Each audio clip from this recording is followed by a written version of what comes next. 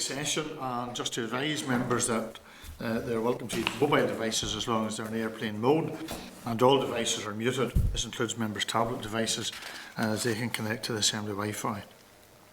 We are obliged to declare any financial or other relevant interests which might reasonably be thought by others to influence our approach to the matter under consideration. Any member or members who have interest to declare in relation to today's business should do so, or when the particular matter arises in the meeting.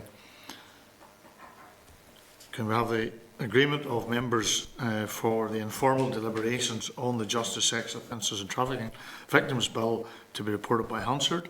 Agreed. Item 2, we have apologies from Emma, Doug and Robin. And can I welcome Sinead, the Deputy Chair, to the meeting today. It's good to see you, Sinead. Continue to be in our thoughts and prayers, so it's good to have you with us today. Rachel and Emma are attending by Starleaf, and welcome them to the meeting. Just to advise members that if in relation to the delegation of authority of vote, Emma has delegated her vote to Gemma. Item 3, the Justice, Sex Offences and Trafficking Victims Bill, report of the Assembly Examiner of Statutory Rules and Delegated Powers. And can I refer members to pages 6 to 18 of the meeting pack for the relevant papers. The meeting on the 14th of October, the committee agreed to refer the Delegated Powers Memorandum of the Justice Bill to the Examiner of Statutory Rules and request a report highlighting any delegated powers to which she wishes to draw attention. Particularly, the committee requested views on whether it is appropriate for each of the powers to be left to subordinate legislation rather than including them in the bill itself, and whether the choice of assembly procedure for each is the most appropriate. The Examiner for Statutory Rules has provided her report to the committee and has indicated that she is satisfied the delegation of the legislative powers provided for in the bill, that it is appropriate, and the exercise of these powers is in each case subject to appropriate assembly scrutiny procedure. And it's just to ask members to note the advice of the Statutory Examiner Rules on the delegated powers in the Justice, Sex Offences and Trafficking Victims Bill, unless there's any further information or clarification required. The Examiner's paper will be added to the electronic bill pack. Item 4, in relation to the Justice Bill, it's the research on the practice in other jurisdictions regarding criminalising cyber flashing and the deepfake pornography. Can I refer members to pages 20 to 82 of the meeting pack, and to inform the consideration of the issues raised in the evidence received on the Justice Bill, the committee agreed to commission a research paper on the practice in other jurisdictions to address the criminalisation, deepfake pornography and cyber flashing. The paper is at pages 20 to 50 of the meeting pack, and the research paper makes reference to the consultation on intimate image abuse by the Law Commission, and a summary of the Law Commission's consultation is also included at pages 51 to 80 of today's pack. The research paper provides analysis of internet laws as reserved matters in the context of the Online Safety Bill currently progressing through Westminster, and provides an overview of legislative arrangements and practice in other jurisdictions.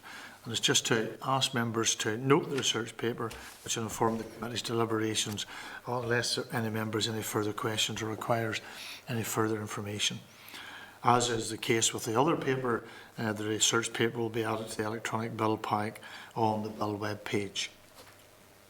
Agenda item 5 brings us to the Justice, Sex Offences and Trafficking Victims Bill Committee informal deliberations, and that is found at pages 85 to 285 and at page 3 to 73 of the table pack. The departmental officials attended the meeting on the 9th and the 16th of December to discuss the issues raised in the evidence received on the bill and answer members' questions. The committee subsequently wrote to the department setting out details of how the information which the officials agreed to provide during the briefings or which had been requested by the committee. A response to the questions was received from the Department on the 9th of January and is included in the table pack at pages 19 to 59. The committee also agreed to provide the Department with a summary of evidence received by the committee, highlighting the key points raised in relation to the bill for any further written comments. The Department wished to provide on those issues covered during the oral evidence sessions, along with its position on those issues which were not discussed. The response to the summary of the evidence tabled has not yet been received. The committee will now undertake its formal deliberation on the clauses of the bill. Just to advise members that Brian and Lorraine and Ronnie from the Department are available via Starleaf if members have any questions or require any further information or clarification on any issue during the informal deliberations. The informal deliberations provide an opportunity for members to discuss the issues raised, indicate whether they are content with the clauses and the proposed amendments, require any further information or clarification, wish to amend particular clauses or are minded to reject particular clauses. If members need more time to consider a particular clause or clauses, the committee can continue its deliberations at a further meeting, but the committee stage ends on the 28th of January, and I think that's just something that we need to keep in mind in terms of where we are at in relation to this issue. Also, when accepting a clause or amendment, members can express views and make comments, and the committee can also make recommendations, for example, with regards to the implementation or the outworking of the clause, and these will be reflected in the committee report and bill. The committee, and if the committee is minded to bring forward any amendments, the purpose and desired outcome of the amendment needs to be clarified, and the bill clerk can then provide advice on the proposed amendments. Given advice from the bill clerk to a committee takes place in closed session. This will happen at the end of the meeting.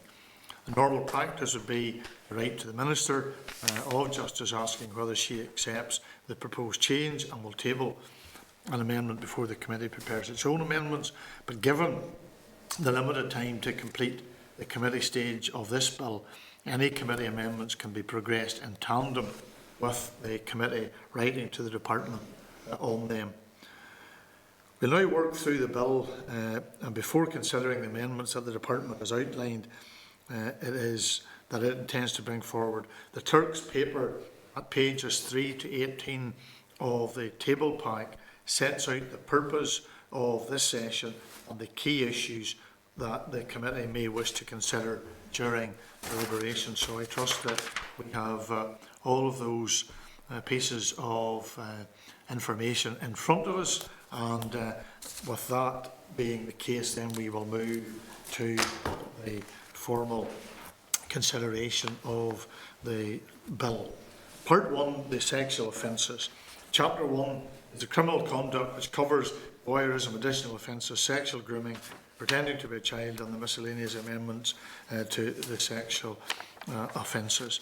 And Clause 1 deals with those issues and covers the subsequential amendments, voyeurism and additional offences. I think one of the issues, obviously, that came about, or a number of issues that was clearly exercised by a number of organisations, was whether or not Clause 1 was too narrowly framed, with the requirement to provide intent of the either obtaining the sexual gratification for the perpetrator or humiliation, alarming or distressing the victim, and whether there should be it should be expanded to include other purposes, motivations such as reckless intent and so on. Of course, the other issue was whether the maximum term of up to 6 months on the summary conviction is sufficient. That was an issue that had been raised, and then a possibility of whether an amendment should be made to include a new offence of cyber flashing as an offence under Part 1 of the bill, as suggested by Professor Midlin, and which was also an issue raised by a number of other organisations. Any comments members have in relation to those issues. Sinead, apologies. So you may have, because you're now in the room, yes, and you're not far in that corner, you may have to shout at me. Yeah. Thank you, Sinead. Thank you, Chair. Just on that clause, you know, I listened with interest, and particularly to the Professor McGlynn presentation to committee, and I don't disagree with what she said, and I found myself conflicted because neither do I disagree then with what the departmental officials spelt out to us in regards to the trying to frame this around the consent issue, which was quite broad. So in terms of then broadening out, I could see how it does become too much of a catch-all, too broad. But I also look at what is in front of us now, and I definitely think that there has to be some type of a compromise on this, a midpoint where we can expand the scope and look at, because we rightly commented and looked at a case in Northern Ireland, you know, a well-known case that we recognise wouldn't be covered by this legislation, and to my mind that was one of our big objectives, is that's the type of crime that we are trying to capture. So I do think there's a piece there for us as a committee to consider in terms of making those additional onto the face of the bill, the additional motivations behind, you know, the crime itself. I think it's a big piece, and I think it's a very fundamental piece as to what exactly we're trying to achieve. Yeah, Peter? I mean, I would tend to agree with Sinead. I mean, I'd heard, I think all the other evidence had pointed at the earlier stages, I suppose, to simply moving away from the pure motivational. And I think there's a concern that I think that,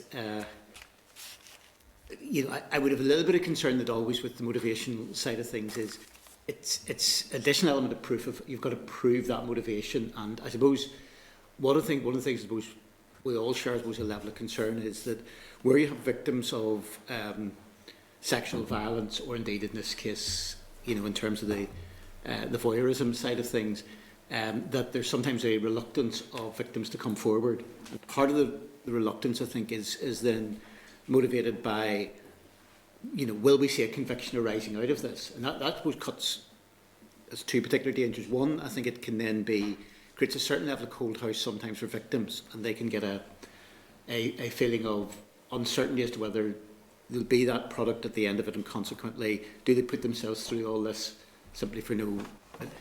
But I can also see a situation from a practical point of view as well, that if you're there as the public prosecutors and saying, well, does this particular case exactly fit the terminology there? So, I mean, all the evidence we were getting, I think, was putting on way. I take on board, I think, what Brian and the department had said in terms of that. I think Sinead is right in terms of, I think that, whereas I think probably prior to the department giving, I would have simply said actually move away from the motivational, have a different definitional there. I think the issue to me is therefore the compromise is that I think motivation has got to be still part of the thing. I think that there's a concern, and I don't have a form of wording in that regard, I think there's concern that what is then put in terms of the confines of motivational bit is too narrowly drawn at present, and I think we do need to widen that out a little bit, you know, to cover some of those aspects that have been raised, and whether that's maybe what can be looked at in terms of a potential amendment. I'd certainly be open to something of that nature. Okay. Rachel?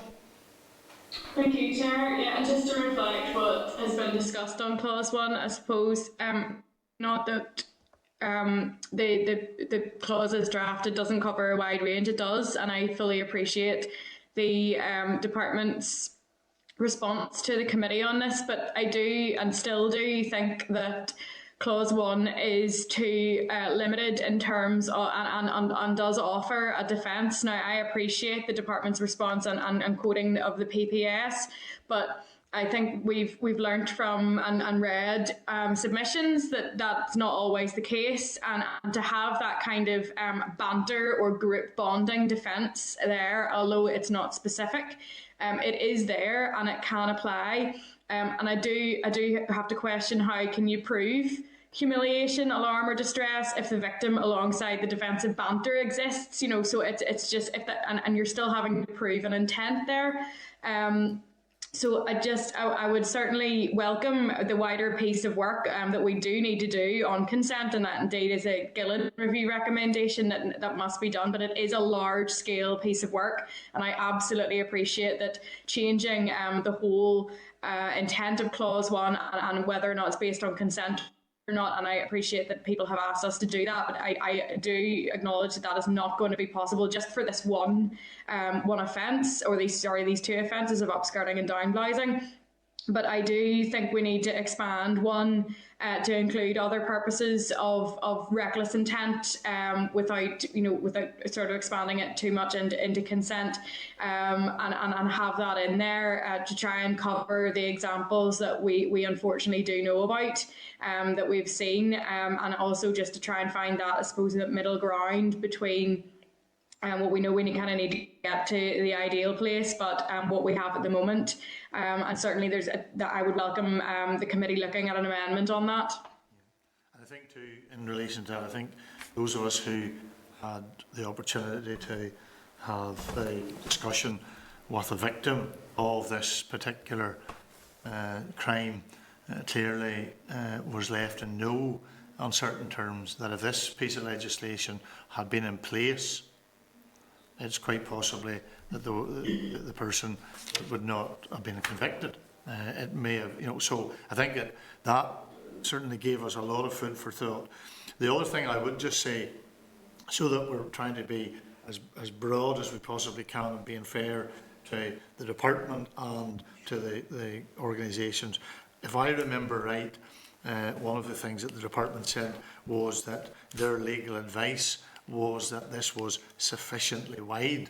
Now, we all know legal advice is legal advice, and you could get another piece of legal advice, with disrespect to those in the room or listening who are from the legal profession, but it is just that, it is legal advice. But I just put that there for us just to have that may come back as something that the department may say. I suppose, Chair, related to that is, and it's very understandable, look, it may well be that ultimately is correct in terms of legal advice, but I suppose if you then get a situation where you get a practical example in the courts, yes, in a year's time, for instance, and what is then said, well, this wasn't really what we intended to do, you're then left with what is directly in the face of the bill in primary legislation, and if they're going to have to make a subsequent adjustment, then it's going to have to go back to primary legislation to change. So it's maybe better to try and, as best as possible, get this right at the start. Yep. Yeah. And Chair, could I just add one quick comment to that? Because one of the takeaways I also had was the threat.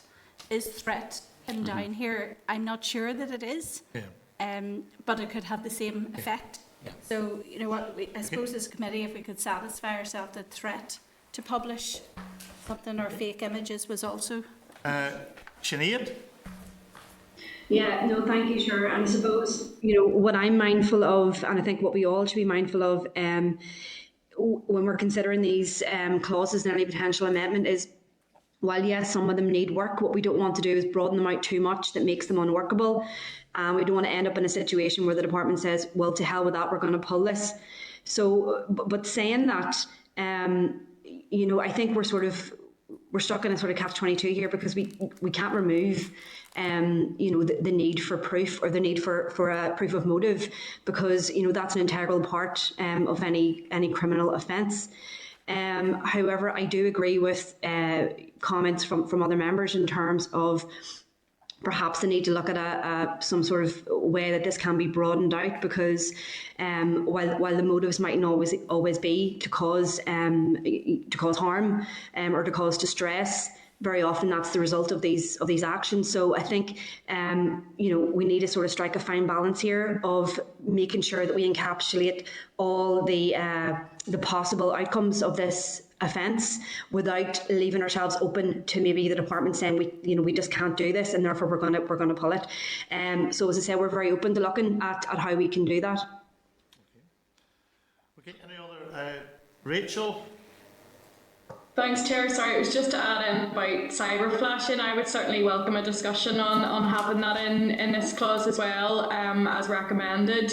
And I note just the department's response about Scotland having legislated in the area, and also that this is something that the UK government has committed to in England and Wales. So feel like this would probably be a very opportune time to have something here in Northern Ireland as well, so we're not left behind. Okay. Okay. Any other comments other than the one that we maybe haven't covered is whether the maximum term of the 6 months on the summary conviction is sufficient, and if it should be increased to 12 months, and that would bring it into line with the position in England and Wales as proposed by a number of other organisations. Is there a view in relation to that? Rachel?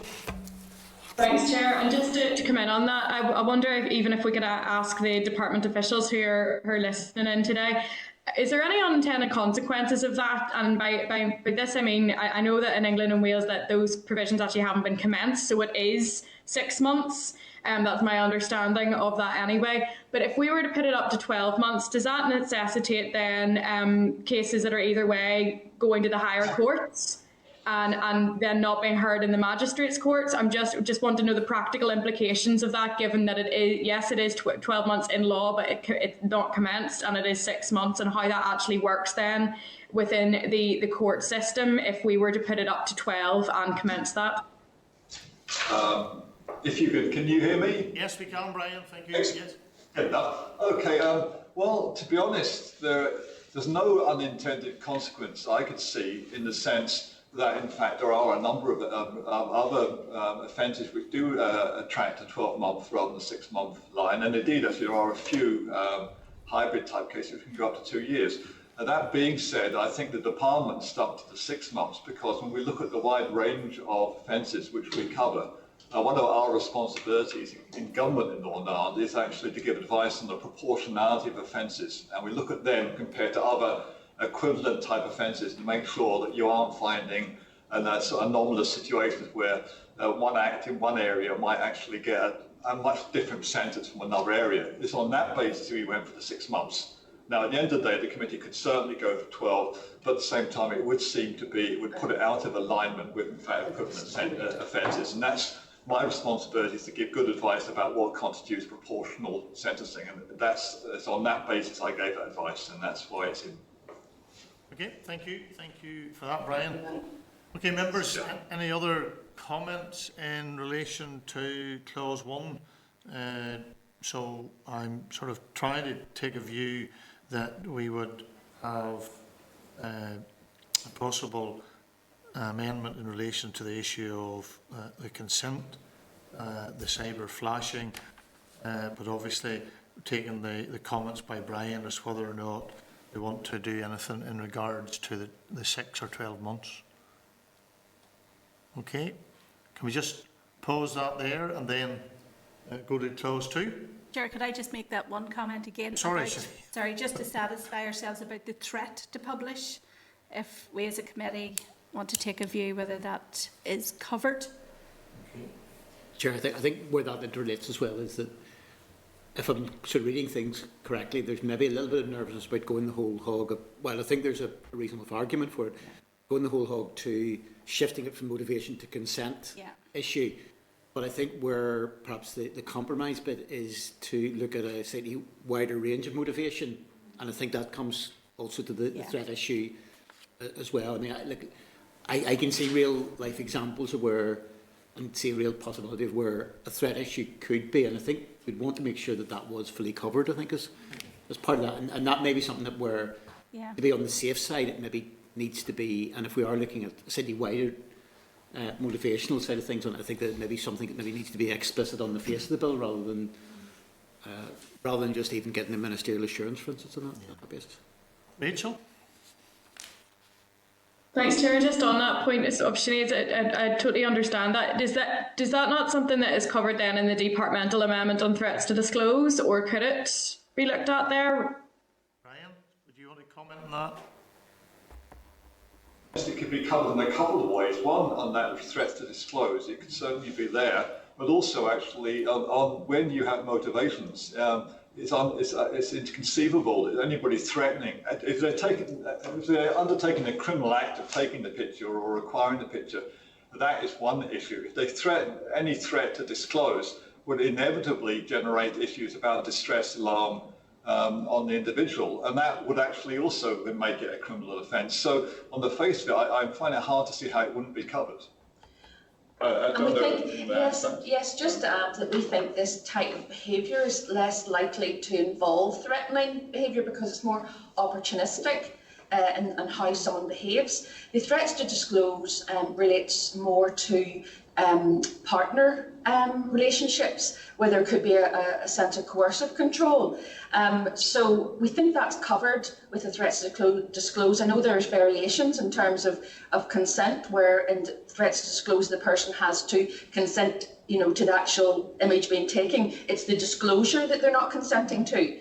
But with this type of upskirting, down-blousing behaviour, this is more opportunistic, and evidence has demonstrated in England, Wales, for example, that people are doing this when they're in shops, when they're in public transport. So they're taking a chance on that, and then to come back to someone to say when they quite inconceivably wouldn't know that this has actually been taken. We just don't know if there's a situation where threats would feature in this type of behaviour, but if the committee has any potential example on that, we could certainly consider that. Rachel? Sorry, it's an old hand. Oh, right, okay. Okay, thank you. I just want to be sure. Okay, thank you, Fiona, that's useful. Sinead, you happy enough with I'm that? happy with that. I just think, Chair, would just be mindful of it because it is reshaping Yeah, parts, and it's something I wouldn't want to slip the net entirely. And I think with the caveat in relation to what we had said previously about a number of these things, if we can draw a balance between what we think we can do in regards to this bill, but also those views and a number of other things that have been raised will be reflected in the report. So it's not a case of this issue is not going to be left to the side. And I think also taking on view what Brian has said as well, that may be covered in other places. So I think that's a fair or proportionate way to look at it. Okay. Just for clarity, do we want to part the issue of the summary conviction, the 6 months to 12 months? Content to just let Chair, that? can I just ask? Yes. I know it hasn't commenced, but Yes. when it does commence in other places, then we are. And I think that's a valid. Maybe we should just ask Brian, why has it not commenced because it has been repealed? In custody plus. Hello? Yes, Fiona. Hello. Sorry, Chair. Basically, that provision was brought in to cover the public protection sentences in the Criminal Justice 2003 Act, I think it was, and for custody plus. Now, the custody plus element has been repealed, and going forward, it has been set out that 12 months are to be considered 6 months in reading of any particular reference to 12 months in legislation. So we can't see that actually going anywhere. There, precisely in clause 1, is the threat to distribute included? There's no reference to it in clause 1. No. But we would think that will be captured by other, for example, domestic abuse offence, where the person is in a relationship. If it is a partner relationship, that would be considered an element of coercive control, a pattern of behaviour. As we said, the threats we don't consider. Perhaps that's going to be in a situation where a person isn't in a relationship because it is more opportunistic. Does that answer your question, Chair? Or it's not specifically cited? I think actually perhaps what we're saying is in fact the three bills that the Minister's been bringing forward in this mandate on these sort of broad areas on domestic abuse, stalking and sexual offending, trafficking victims, taken together give us quite a range of options. And actually there are some opportunities where a form of behaviour isn't covered by one, it'll be covered by another. And certainly we think in most cases it's very hard to see how you get threats to publish something which in fact was unlawful for you to obtain. For a random person, if in fact it was in a relationship or a formal relationship, the Domestic Abuse Bill, the Domestic Abuse Act would certainly cover that. So Whereas obviously it's always impossible to say every possible scenario is always going to be covered by legislation. And the reality is, in fact, that taken together, those three bits of legislation give quite a good platform of support and cover for victims. And also to remember, Chair, that the PPS, as well as the PSNI and the courts, they all consider every element, in particular of the case and round. So they're not going to leave things out specifically, and that often adds mitigating factors to how they sentence. Just in terms of the threat, I'm just trying to think through it. Yeah, I appreciate the point that's being made, and I think that covers the vast bulk of cases. I'm just wondering, is there somewhere down the line that could be a small gap there between those? So you have, for instance, somebody is using almost a threat to distribute. They're not in a particular relationship with the individual, but is almost using it as a blackmail to try to get that person into some form of sexual relationship or whatever. I'm just conscious of the fact that is there possibly the odd case which could almost fall between the stools of that side of it? Yes. I think there may well be a range of other offences even outside of the sexual side. I'm just thinking of, you're talking about trying to force someone through a threat, and that sounds like blackmail to me. There are actually a number of other potential solutions quite apart from the legislation in this area. So it's very hard for one bill to try to cover all eventualities, but I think you have to see it in the context of the range of bills, all of which are supporting different aspects of people who are finding themselves in this sort of situation. But certainly, if you can give very hard examples, we can see look at them.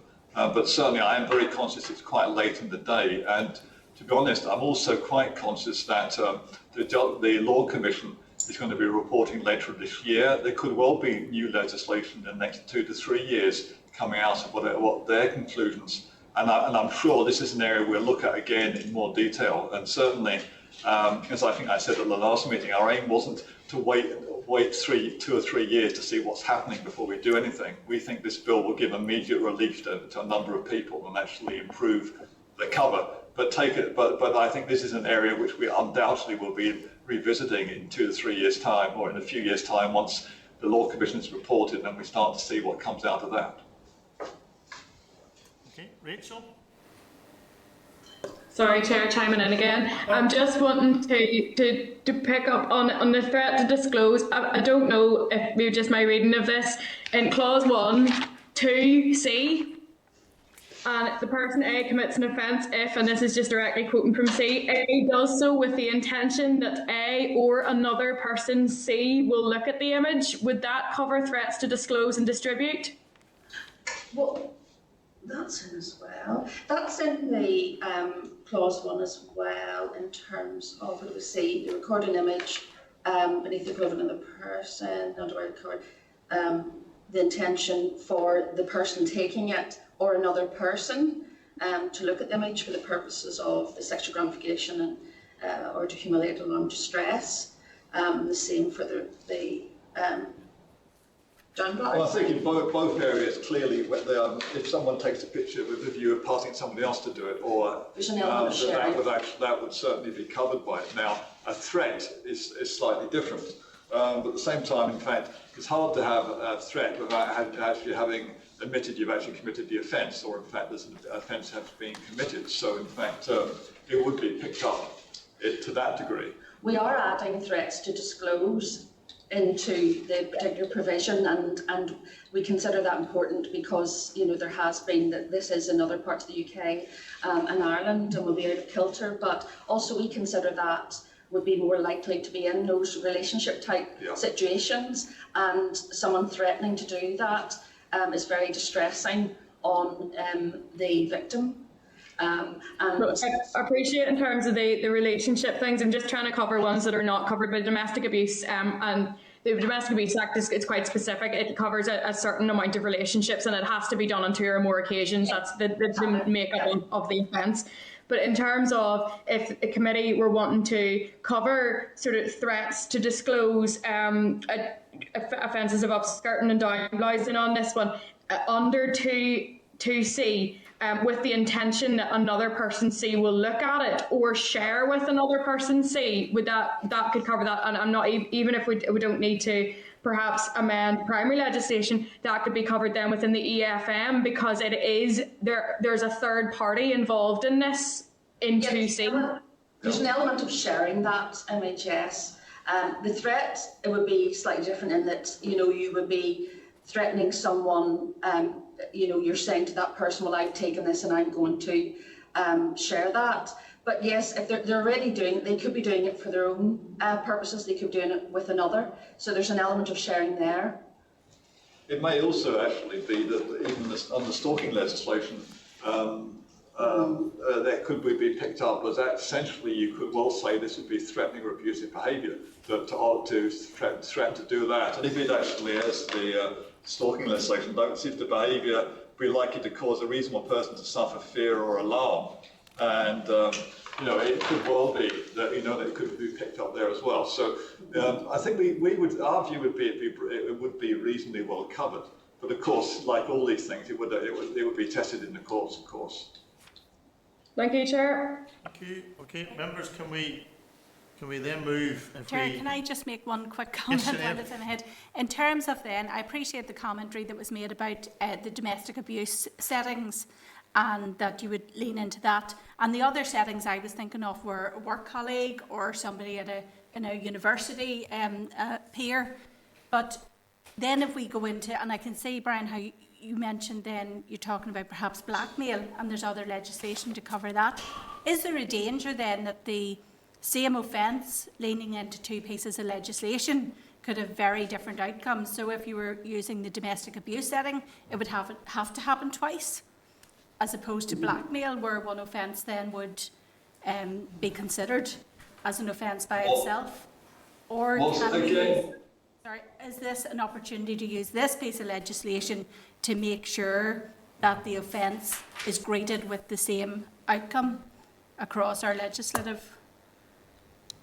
I think, in fact, clearly the outcome would be determined by a court looking at actually sort of the circumstances of the case. There are often in law actually different ways of dealing with this, dealing with circumstances, and actually it would be for the PPS to look at the actual precise circumstances of the case. Clearly, you're talking about twice, acts happening twice, but in the stalking legislation, for offence of threatening or abusive behaviour, it could actually happen once. So it very much depends on the circumstances and actually how the PPS would actually regard it.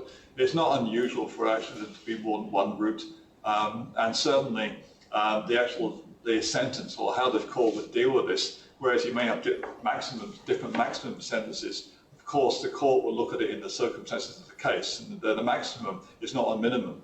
They will take account of the circumstances in determining what would be the appropriate sentence. So I don't think that it's particularly unusual that there might well be more than one way of skinning a cat where an offence is committed. And certainly, in fact, what the PPS would do is look at the circumstance of the case and how it would best fit into to an offence. And then the court will make a judgment accordingly based on the facts of the case. So I don't believe there should be a particular problem in that area. Thank you, Chair. Look closer at that. Thank you. Okay, members, we'll clearly come back to the issues in Clause 1 in relation to consent, cyber flashing, and we'll consider those issues in closed session if we're looking at amendments. Okay.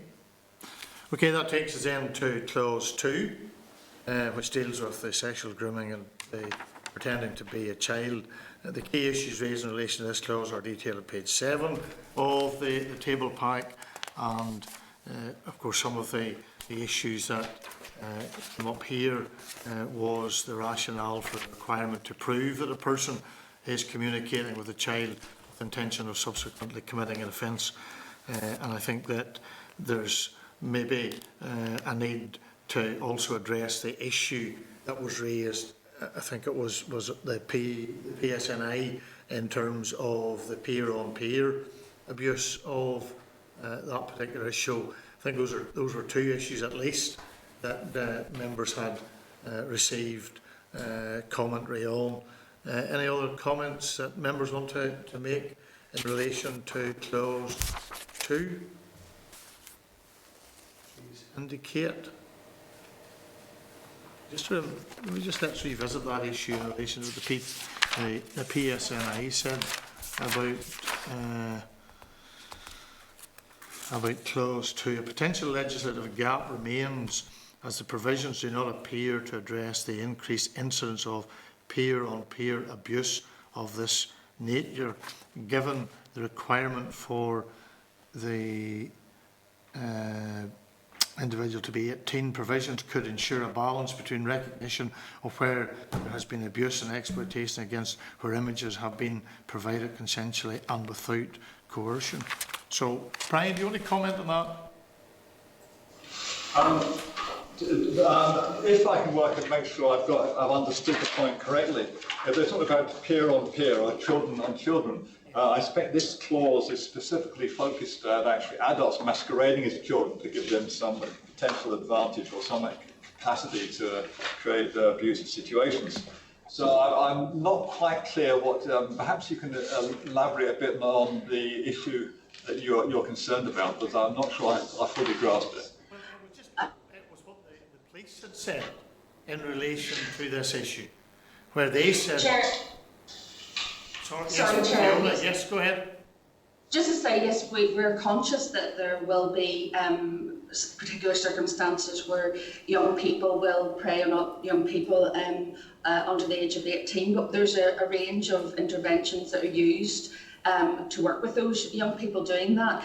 With this particular provision, it was about addressing a gap where adults are, preying on young people, children, and this was something that would preempt particular grooming behaviour. So it was something specific that the PSNI highlighted.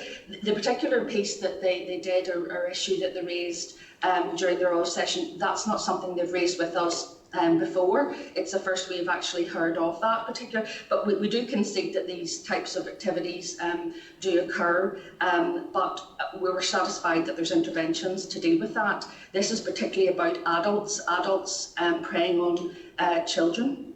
Yes, and obviously, Fiona, is there an issue that some of this is also referenced in the Children's Order, which obviously comes under the Department of Health, but in terms of the age of the individual, as opposed to 18 as opposed to 16 as opposed to 18. Sorry, is he talking? Yes, Fiona. I think Chairman, Fiona's actually called Lorraine. Thanks, Robert. Confusion there. Thanks, Robert, and I'm glad to see you've Ivan sitting beside you. Right, so Lorraine, you want to say? Sorry, could you repeat the question again, Chair? Apologies, I thought. Lorraine, just to get it right, members of this committee know how bad I am with names. In terms of the issue of the age, is that not possibly an issue that's covered in terms of the Children's Order, which is a remit of the Health Department as opposed to being under the jurisdiction of the Justice Department? Well, it could well be covered under, yes, that particular piece of legislation. There is a range of legislation that can be used for interventions for young people. But, Chair, this wasn't a specific issue that was highlighted to us by police before, and in this particular guise. I mean, we have consulted on this quite significantly, and it is something which the police themselves have driven, and they were very specific that it is the adult preying on the young person, the child, that they're concerned about more so than peer-on-peer. I think they were making that general observation that does happen. It's certainly something we can speak to police about, but with this particular clause, we're satisfied that it's meeting the intent here, and that is for the adult preying on the young person. I think that's the issue here. Chair, this clause came about of our consulting on child sexual exploitation coming out of the Marshall report, and that was specifically why we had this particular focus. If there are other issues coming up, clearly the police hadn't raised these with us particularly, or they hadn't raised them with us. This is one which clearly we can log, because clearly we're going into the next mandate for issues which we will actually investigate further, subject to an incoming minister. But certainly this wasn't an area which we were intending to address in this bit of legislation, and certainly at this stage I'd be nervous about us trying to bend an existing bill to pick up an area which we haven't given any consideration to. Okay. Sinead? Just one comment, Chair, and I'm going off point slightly, but I think now is a good opportunity to show it. The police also raised, and I think it has to be reiterated, as we move into the world of, I suppose, putting on the statute books legislation that does look at cyber crime, we also have to be really mindful of the resource within the police service and the cyber crime centres. And I know we're in a world where we're hoping to be talking about 3-year budgets, but has there been serious recognition given to the legislative suite that's coming forward that focuses more and more on that cyber type of crime? And are you satisfied that this would actually become operational because the resource would be there? Because it's well and good passing the legislation, apologies, but unless we're resourced to actually police it, I would have concerns. I think the single biggest expenditure of justice in Northern Ireland is on the police service, and ultimately it's an operational matter for the Chief Constable working within the policing plan to determine how best he makes use of the substantial resources which are available to the police. And that is a matter which clearly they do look at. Where they feel there's actually extraordinary pressure, they would certainly come to us and make a case. But what I would note is that the police service are very used to actually new legislation coming on from time to time. And as you know, they finished, as they are at the moment, just finishing off doing a lot of training on the domestic abuse bill. As those resources are freed up from the heavy lifting of the early part of that training, they become available to do whatever next thing coming along in line. But certainly, if the police found there were extraordinary issues, they would certainly come to us. But our expectation is, in the first instance, as they do in any other area, they look to actually their priorities and actually look at how they make the best use of their very considerable resources to deliver support for justice in Northern Ireland. Thank you. Thank you. Okay, members, can we just, in relation to Clause 2, are we content that there are no amendments that we want to pursue in relation to this issue? Okay, thank you. Clause 3, that brings us to Schedule 2 as well, and that deals with the miscellaneous amendments on Clause 2 section offences. The issues raised in relation to this clause are provided at page 7 of the table pack. So, all right, sorry, hold on. Yes.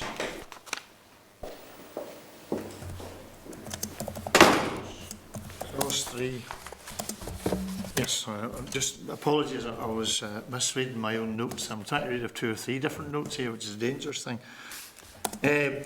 One of the issues that was raised in relation to this issue in Clause 3 was whether payment is too narrowly defined and should be extended to include other inducements that may be tangible, such as provision of accommodation or payment towards a debt, etc. So, Brian, you want to comment on that? Unless any other members, any other issue? A broader view on that, what it means, in the sense the payment isn't specifically necessarily about financially. It could well be on goods or services. So, in fact, accommodation, food, other drugs or whatever would equally be covered.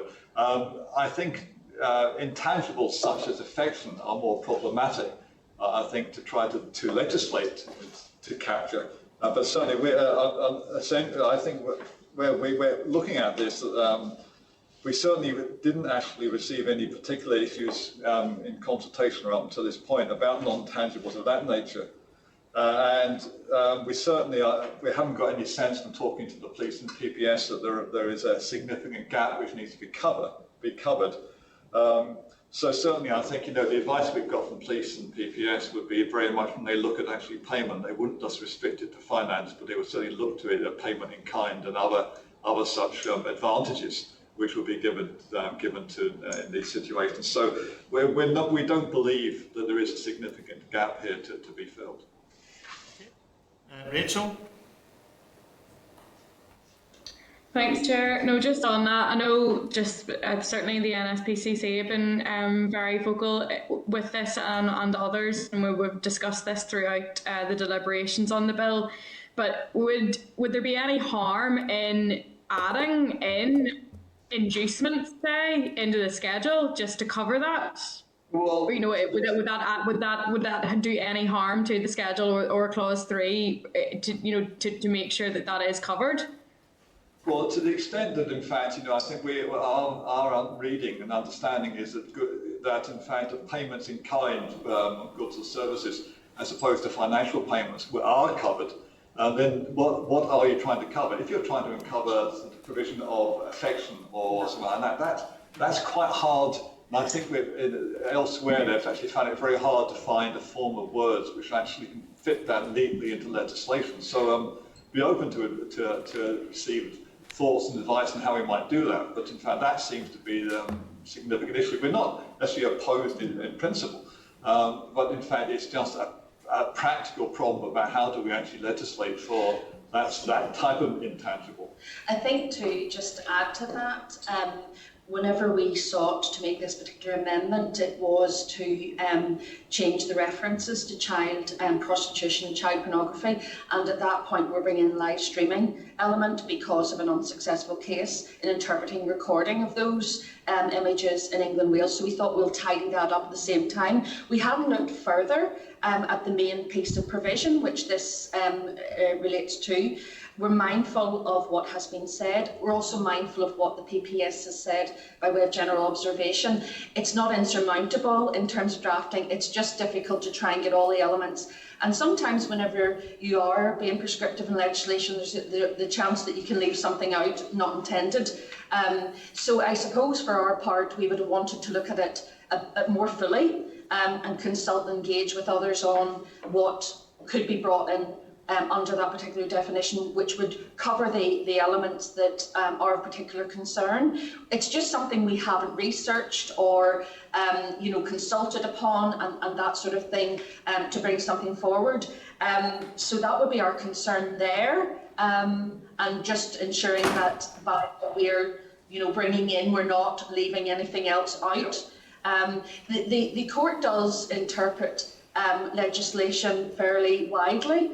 And I know PPS has said that with the cases coming forward, there is a mixed bag really in terms of the type of tangible and intangible elements that apply, and that it's very complex. They are very complex cases, and what you might put to a court, for example, if you do have an inducement, how you would satisfy the court that would be covered in being so prescriptive.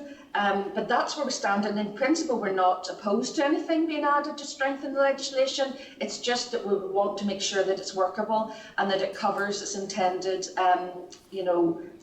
what it intends to do. I think it's fair to say, like a lot of things, I think probably we wouldn't object. We would probably like to have gone further if we could easily have could have done so. But it's a question of getting the right language, and our danger is actually if you get the wrong language, you actually produce bad law. And we just haven't had in this exercise, we haven't actually been able to spend time to deal with this. And I think this is a complex area, so I'd be nervous about us jumping in to putting in something which might turn out actually to cause more problems and generate solutions. So I think it's something which we would like to look at in more detail over a bit of a longer period and actually come to hopefully a practical solution. I'm just a bit nervous about jumping for a quick solution which may well actually prove to be more troublesome than a solution. Thanks, no, I appreciate those. It just, in terms of, we're trying to cover miscellaneous amendments, and it says paying. There's not even in the EFM. There's no explanation of what payment is. So we can't take it on face value that things may be covered because it's not even in the EFM. So if there would be it is actually already being used in the law, and actually it is being taken. It's actually covering not just financial payment, but goods and services and other forms of payment. Now, the area which in fact may have been raised by some NGOs may well be about where you get these very intangible things like providing affection. Now, and I can absolutely see how, in fact, that can be used, but it's actually trying to capture that sort of payment is problematic, because ultimately it's not it's material in the way, in fact, say a good or a service. You know, if you're offering accommodation or food or, in fact, drugs or drink, or all those things can be considered as payments. So that's not been an issue in court. No, it's just whether you can extend beyond those, and that's where you get into very sort of very complex sort of onto very complex ground. So it's one thing I think we would need to consider very carefully and take advice from a range of people if we were trying to go forward in that area. Sinead? Yeah, thanks, Chair. I mean, just to expand on what Rachel's saying, and I have some sympathy for the you know, her line of questioning there, and I do accept that it will be very, very difficult to try and put a form of words in that would cover intangible things, and I think if we were to go down that road, it would leave that clause just completely unworkable. But I do concur with what Rachel's saying in terms of, you know, not necessarily taking for granted that payment means cash necessarily. But again, I've heard what Brian and others have said there in terms of that's already being worked in, you know, in real life situations, when offences like that are being tried. So again, look, I'm not, you know, not going to die in a ditch over it, but you know, I would, as Rachel has said there as well, like to have seen something more concrete in terms of a form of words, that explicitly outlines that payment or remuneration, if you want to call it, is not exactly monetary, that it can be goods and services or other types of tangible things. But again, look, I'm, you know, happy to hear what other members think. But if it's something that's already been done, fair enough. I'll take others' expertise on that. Okay, thanks, Sinead. Any other comments? Okay, do we want to come back to this one as a possibility, or do we take on board the comments that have been made? And obviously, as I've said previously, this will be reflected, and the concerns of members will be reflected in the report. Rachel? Sorry, thanks, Chair. I would like to come back to this if possible, even if it means having something within the explanatory and financial memorandum, which, as we know, is not the bill, but just to have something that, even if we're told that this sort of intangible and other forms of payment are being taken into consideration during cases of this, that is made, you know, it's not limited to financial payments, something along those lines. I don't know if that blows it out of the water, but from my opinion, which is, you know, relatively meaningless, it doesn't. But just on those, just would like to come back to that, something even that is to recognise that this is an issue. It's already been looked at, and you know, it's not changing maybe primary legislation, but it's more clear on the bill. Okay, thank you. All right, members, with that, then we'll move to, and we'll come back to that later. That brings us then to Chapter 2, the anonymity and privacy, and we have Clause 4, which deals with the extended anonymity of victims, and the key issues raised in relation to this clause are provided at page 8 of the tabled pack. I suppose one of the questions, Brian, is whether the anonymity of victims being extended to circumstances where there is a domestic offence, does it open up this to be a wider issue, and what are the implications in relation to this being done according to Clause 4? Well, put simply, Chairman, this is very much related to sexual offences, where clearly there is legislation about anonymity. What this is just doing is extending that degree of anonymity beyond the person's lifetime. And it isn't, there hasn't been any suggestions that it would be broadened that I'm aware of, and certainly it wasn't consulted upon. So this would be quite a substantial extension away from the purpose of this bill. Any comments from members? Okay, if there's no comments from members, we'll move on. I'm sure I've covered everybody, thank you. Okay, that brings us then to clause 5. Clause 5 deals with the disapplication of anonymity of victims after death, and the key issues that were raised are at page 8 of the notes sent by the clerk. Any comments by members in relation to clause 5? Okay, thank you.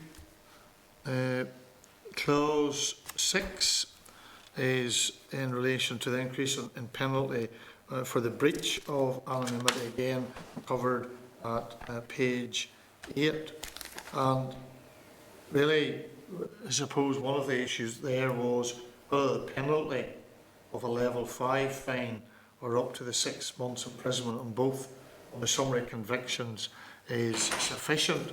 The police suggest that it doesn't adequately reflect the impact such a breach may have on a victim or on the wider family, and recommends aligning with the maximum period of 24 months possible within Magistrates Court.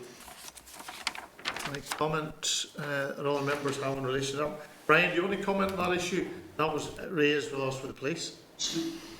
Well, again, this is one where I think we've taken the view, looking at a broad range of legislation, that was an appropriate level. You know, at the end of the day, a 6 month imprisonment or a fine not exceeding level 5 is quite a substantial penalty.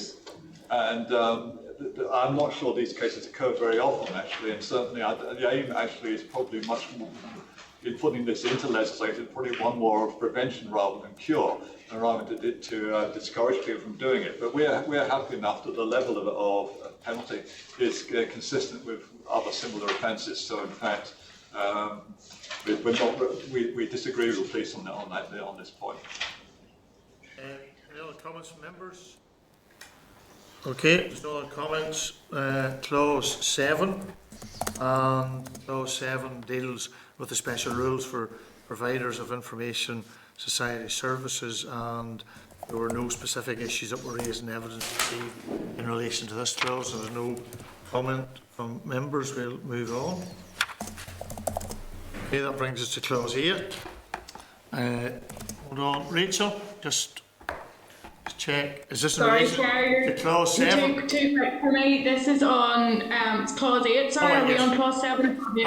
Clause 8. Right. Okay, go ahead. Yep. Apologies. I'll wait. No, I'll wait. Go on ahead. No, you're all right. Just the only issue that I was going to reference in terms of clause 8 was whether 8.5 should be reworded, because there had been an issue raised with us by the Information Office, and that was only what I was for raising, but probably it's the same thing. Rachel? It's exactly the same thing, just if the ICO had obviously advised and they were put to add in that the list is not exhaustive just for their work, obviously. So maybe just replacing the in particular with including but not limited to, and perhaps that could be something that could be brought forward if needed. Brian? Yeah, talk to the legislative draftsman on that one, but to be honest, include in particular, it means what it says. It includes in particular, but it's not. It by definition isn't exclusive. You know, if the words make it quite clear that this is not an exhaustive list.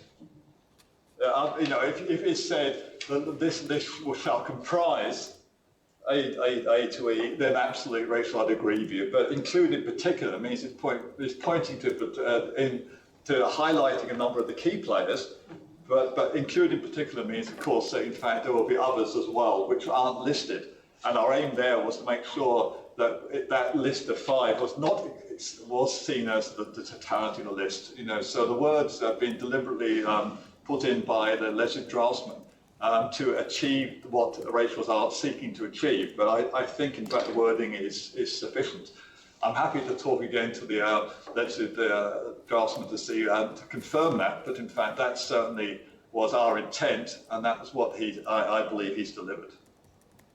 And again, not to cause disquiet amongst professionals, but obviously the Information Commissioner's Office took a different view, because they said that, and in fact their wording was urged that 8.5 is reworded slightly to more clearly indicate that the list is not exhaustive and that care should be taken not to identify the suspect through other means, something particularly easily done in rural areas. So I think there is a conflict of interpretation, but I think it would seem that we would probably be on the side on this one of the Information Commissioner's Office.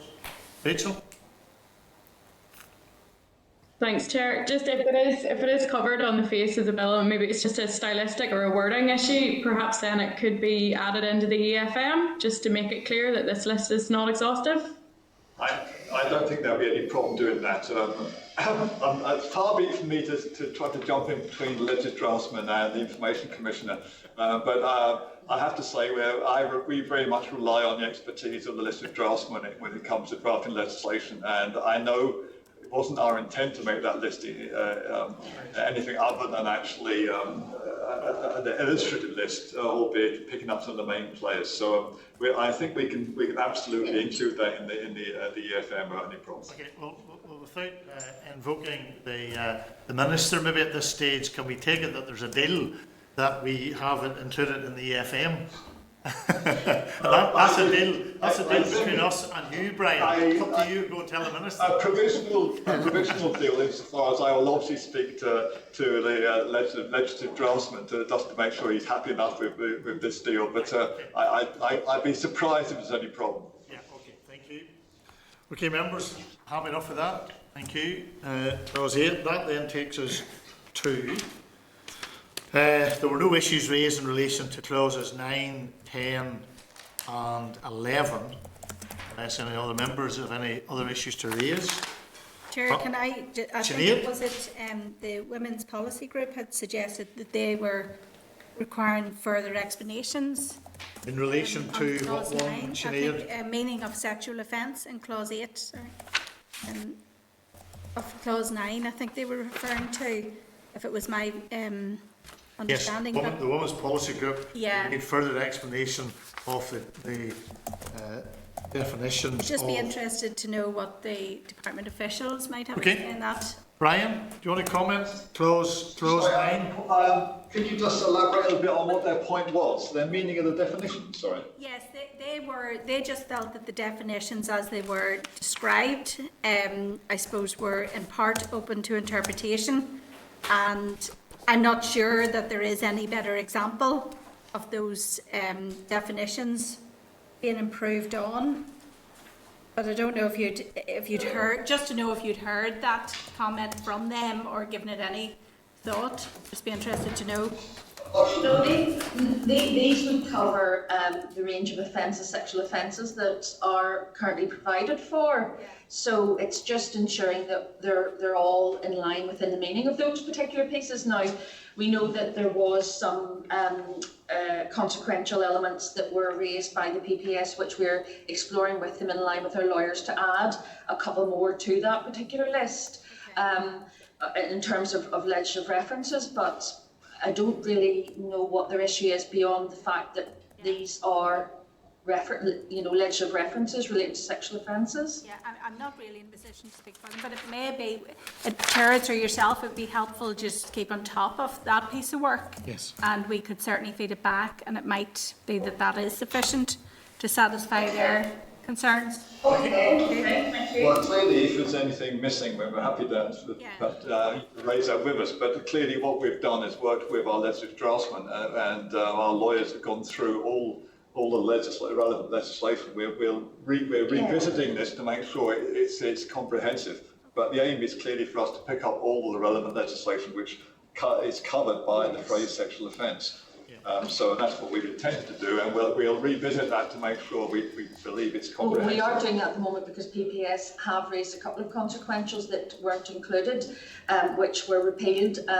So we're actually going to include more. Yeah. Okay. Thank you. Thanks for that. That brings us then to clause 12, which is deals with the offence relating to reporting, and members will find the issues raised in regards to that set out at page 9 of the table pack. couple of the issues. One was particularly, again, it comes around this issue, and we've discussed it previously, whether the penalty of a level 5 fine or the 6-month imprisonment or both summary conviction adequately reflects the impact. That was the view of the police, probably Brian, and the department takes a different view.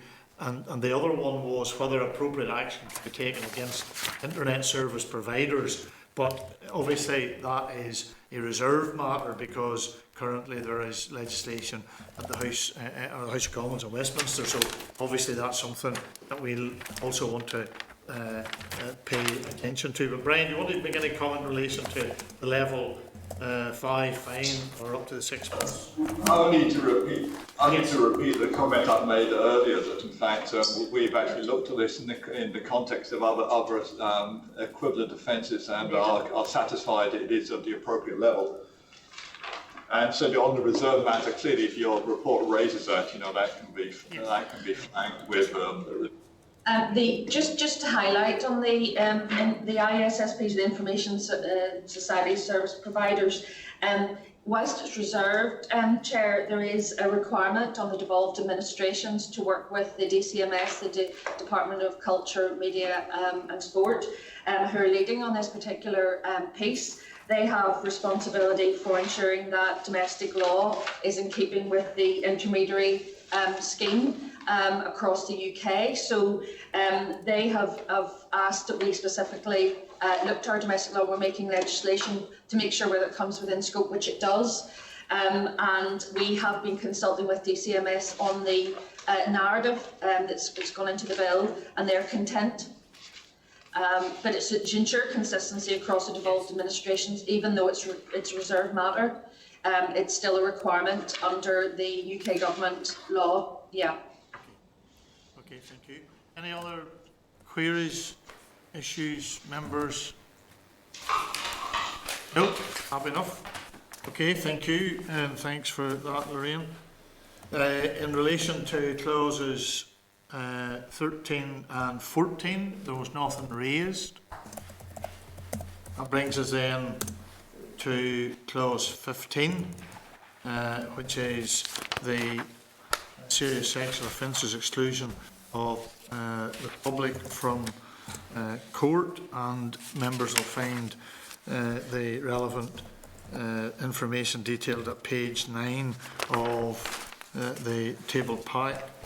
And obviously this did raise some one of the issues, whether the provision should be extended to all sexual offence cases in all courts rather than only those identified as serious cases, given the impact that offences that are considered to be minor may have on a victim. And it raises this issue, Brian, maybe you could clarify for us, who is it that determines what is a serious offence? A difference between a summary offence and an indictable offence. Clearly, many offences are indictable only, and there are many offences which can only be dealt with on a summary basis. There are a number of hybrid offences. Those are specified where, depending on the degree of the circumstances and the degree of severity or seriousness of the case, it could go either way. In those cases, what will happen is the police make recommendations on the offence to the PPS. The PPS looks at the circumstances and determines whether the degree of severity or is such that, in fact, it should be indictable or it should be dealt with summarily. Now, a situation could be where clearly a case could be where, in fact, depending on the seriousness of the offence, it might well be, if it goes to the Crown Court or to the higher court, it will actually capture a much higher offence. If it's dealt with summarily, by definition, the Magistrates' Court traditionally would actually mainly give sentences of 6 months, in some other cases 12, and in some hybrid cases up to 24 months. But by and large, a level of the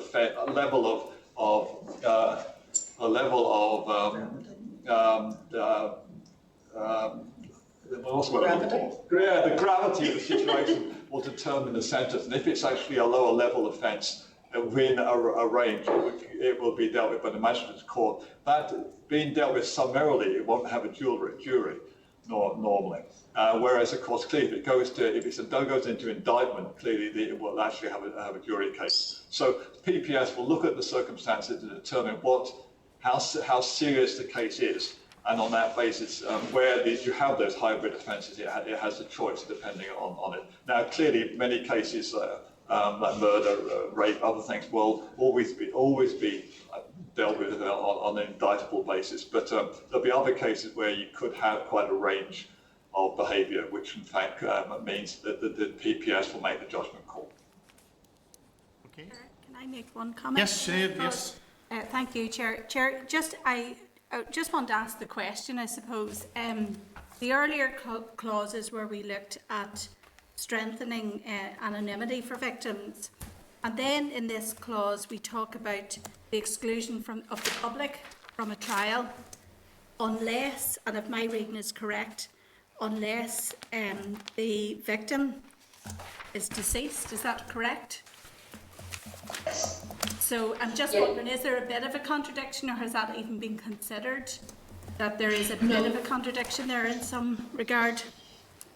Well, that would be because the main intention of the exclusion is to avoid the victim themselves having to give an account to harrowing details of a particular case in the court, in public gallery. If the person has died, there isn't that need because they've died, they could have died as a consequence of the sexual offence. But the anonymity element means that nothing can be published on them if they are a victim of sexual offence during their lifetime, and then we're proposing that it's 25 years after their death. So the exclusion has two different policy aims. One, in terms of the anonymity, is to protect their identity. In a very small jurisdiction of Northern Ireland, jigsaw identification is very prevalent. With the exclusion, it is about taking away the stress of them having to give evidence and going over the ground. If they have died as a consequence of their injuries or have been murdered in another way, you know, that just isn't, there wouldn't need to be an exclusion direction because they wouldn't be giving evidence. I think it's worth remembering that this was, when Gillen proposed this sort of exclusion, it was in recognition that the whole justice system in the UK is one based on open justice, where people have the right to appear before their peers, and actually the courts are normally open. So if you like, the default situation would normally be that people will be admitted and justice will be seen to be done. But in these cases where you've got victims who clearly could be traumatised and may well be put off from actually participating in a trial because of the public sort of dimension to it. Gillen, in his proposal, was that where you have those victims, that we should deviate from that open justice one to the extent that the general public wouldn't be admitted into this case. So, but where the person has died, then in fact that sort of issue doesn't arise, because clearly there isn't the question of anyone being put off by the presence of the public. So it's been on that basis that we've done, and they are quite distinct. Yes, and the anonymity element in terms of the victim anonymity, and then it extending once they've passed away, that'll always apply, and the person doesn't have to be actually pursuing their case for that to apply. Where they're a victim and have reported that, then they will be a victim of sexual offence going forward and will always be protected in terms of their identity. This just, as Brian highlights, it's about excluding people from the actual trial itself. And you'll know the background to the Gillen report and the rationale behind a lot of the recommendations and the show trial that can often take place with some of these cases where some people consider it spectator sport to come along and hear, and that's very harrowing and distressing for victims. So it is about reducing the footfall of those that go into the court as much as we possibly can, and it's only those that are instrumental to the case that will be allowed to be in the court. Oh, and of course the press. So there's potential for coverage, but of course that coverage has to operate within the law. So in fact, the details or the identity of the individuals won't be revealed. That's protected under the anonymity of the victim. Thank you, Chair. Rachel? Yep. Thank you, Chair, and thank you for the answers so far on that one. I just have there's obviously been a quite a bit of an ask of the committee then to look at whether or not the public should be excluded from court in all cases of sexual offences involving a child. And then whether or not that should extend to all sexual offence cases in all courts rather than those that are just serious. So just want to pick up on that. Is there any issues that would be identified if committee were minded to look at that? And also just, I can't remember, and apologies if it is in the committee pack. I did go through it with a fine-tooth comb last night, but I may have missed it. Is the support workers such as Victim Support Witness Service and the SOLAs and NSPCC Young Witness Volunteers, are they included in the court exemption? So are they exempt from the exclusion from the court within the bill? The short answer is yes. Now, clearly, the judge will always look at actually who's been in, but in fact, no. Our expectation is, in fact, that sort of support for the victim is quite different from general public being there. And certainly, we're seeing all relevant people would be certainly able to attend. We consider just on that the members and officers of the court, the witness service would fall under that particular element, and there are others in that, including the investigating officer, who's a crucial part of the case, and also law clerks for the PPS, and we've had those conversations there. What we will do is we will stipulate that in guidance as opposed to the expanding memorandum, and the reason for that is that it's a more flexible working document, and if there's any clarification needed further down the line, we can adjust that. We can't do the same for an explanatory memorandum. It just keeps it future-proofed. In terms of the young person, this recommendation by Gillen was for serious sexual offence cases, and that's in the Crown Court. If the case relates to a young person, they would still have that protection under the court. So we're not age specific in what we're saying. This case is going to Crown Court, so that's covered. In terms of the Magistrates' Courts, there are already a mix of other protections that are in the Children's Order and special measures, which allow the special measures to be invoked around evidence given in private, clearing the court. So there are specific measures that we already have in place, which this will build upon. I mean, it's not just looked at in isolation. There'll be other elements, and those other elements for children will precede any requirement than this. We've made that particularly clear in the legislation. So we believe that's covered.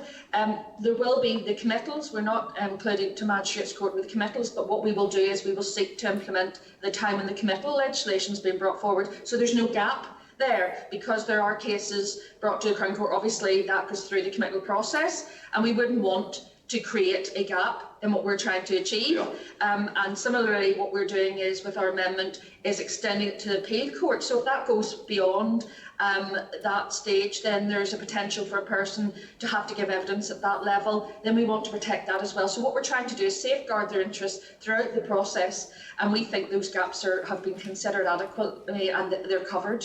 If that's helpful.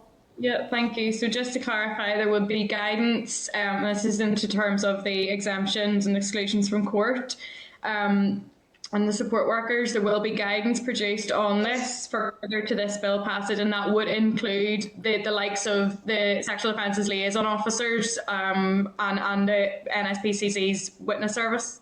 Yes, indeed, and this is something that's very important. The guidance will be important to courts because they're the main, criminal justice partner that's impacted on this, because of the functionality within the court rooms. So the SOLA, particularly those law officers, at the moment the pilot doesn't involve any participation in the court, but they will have audience at the court as a legal representative. So they won't fall under members and officers of the court. They'll fall under the legal representation element because they'll have that type of function.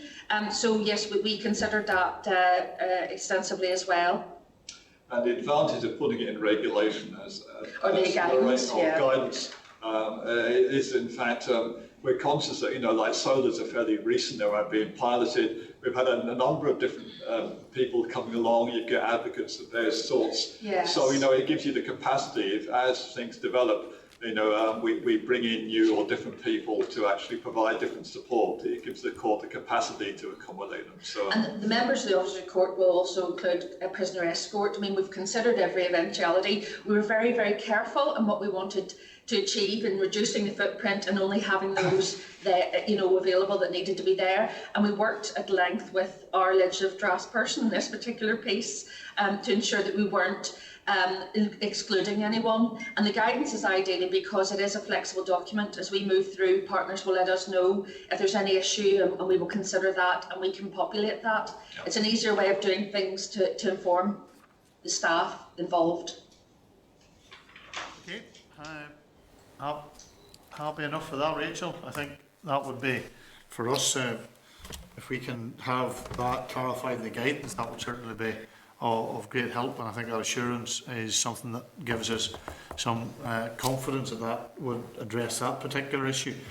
Can I just then clarify, in terms of, is there anything we want to do in relation to clause 15, particularly in relation to the extension to all sexual offences cases in all courts? Is there anything, do we want to revisit this, or are we content with what we've heard and as drafted? Rachel? Yeah, no, Chair, I fully appreciate the answers given. It's just there's something, and if it is covered in other legislation, other court protection, then it is there. But there is something not sitting well with me that that we've been asked to look at covering all sexual offences. I appreciate the answers given, so it's just one I'll maybe come back to. But I'm fully happy to go with what the committee would like to have a look at. There's no other comments then, members. We'll move on to part 2 of the bill, which is trafficking and exploitation, and this is where Ronnie will now be able to make his contribution. Maybe it's either Ronnie or Robert, I'm not sure. I know it is, it's Ronnie, so all right. Ronnie, you're very welcome. Members, in terms of part 2, trafficking and exploitation, clause 16 deals with the support of victims, and you'll find that at page 9 and 10 of the table pack. And in relation to this, obviously, one of the issues that was raised with us was whether the statutory support for the period of 12 months should be available after the national referral mechanism, the NRM, for those who have a positive conclusive decision, since most confirmed victims of modern slavery are unable to access support with any degree of security. It's interesting, I just was noting that the second stage of the Nationality and Borders Bill had its second stage reading in the House of Lords on Wednesday of last week, and the government actually in that debate said that they were given assurance that all those who receive a positive conclusive grounds decision and are in need of tailored support will receive appropriate individualised support for a minimum of 12 months, and we will set out further details in relevant guidance. So I think that there is obviously a move in regards to that particular piece of legislation, and it was certainly something that was expressed to us that there should be a change here in relation, or an amendment in terms of clause 16. Any other comments from members?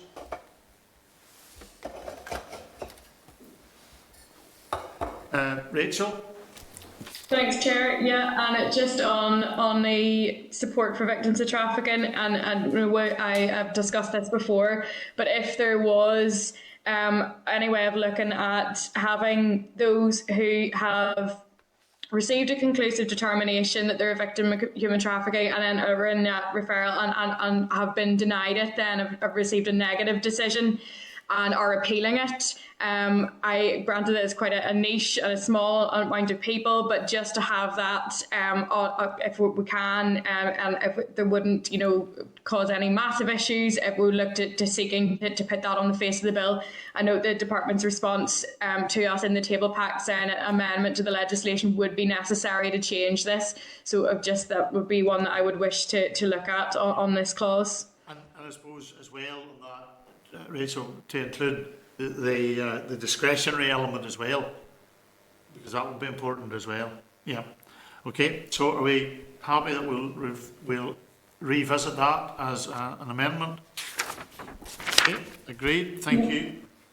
Okay. That brings us then to clause 17, and clause 17 deals with the reports on the slavery and trafficking orders. All of that is contained in relation to page 7 of the table pack, and obviously it's this issue whether the department is required to publish the annual progress reports, and also to ensure robust monitoring and measurement arrangements are put in place. Any comment from members in relation to that? I think we had a possible amendment in relation to that had been raised with us by CARE, wasn't it? Brian, do you want to make any comment on this one? Well, only on this one, it's telling Ronnie's, but what I would say is, in fact, what I think we made it very clear when we were here last time was that the department will produce an annual report. So, in fact, whether you need it on the face of the thing, the reality is we've made that commitment. I'm sure the committee will hold us to that commitment, regardless of whether it's in the legislation. So, therefore, I'm not absolutely sure if an amendment's required in this instance. Okay. All right, members. No issue. Ronnie, you're getting it very easy here. We're going to have to be specific. Maybe Ronnie, what is your particular view on this issue? No. Sorry, Ronnie, I pushed him out of the way. I fully concur with what Brandon said. It's not our intention if the bill passes and we move to a 3-year strategy. It's not our intention to get away from reporting on an annual basis. At present, we report under as part of the Organised Crime Task Force annual report as well. But certainly we'd be very open to making sure that we do report on progress on the strategy, whether it's a 3-year one or a 1-year strategy. It's not an issue for us. Thanks, Ronnie. Sinead? Yeah, Chair, I'm just checking out. Are we discussing clause 16 or 17 here at the minute? 17, but if we'd agreed, Sinead, no, we'd go back to 16s later, but we're dealing with 17 now.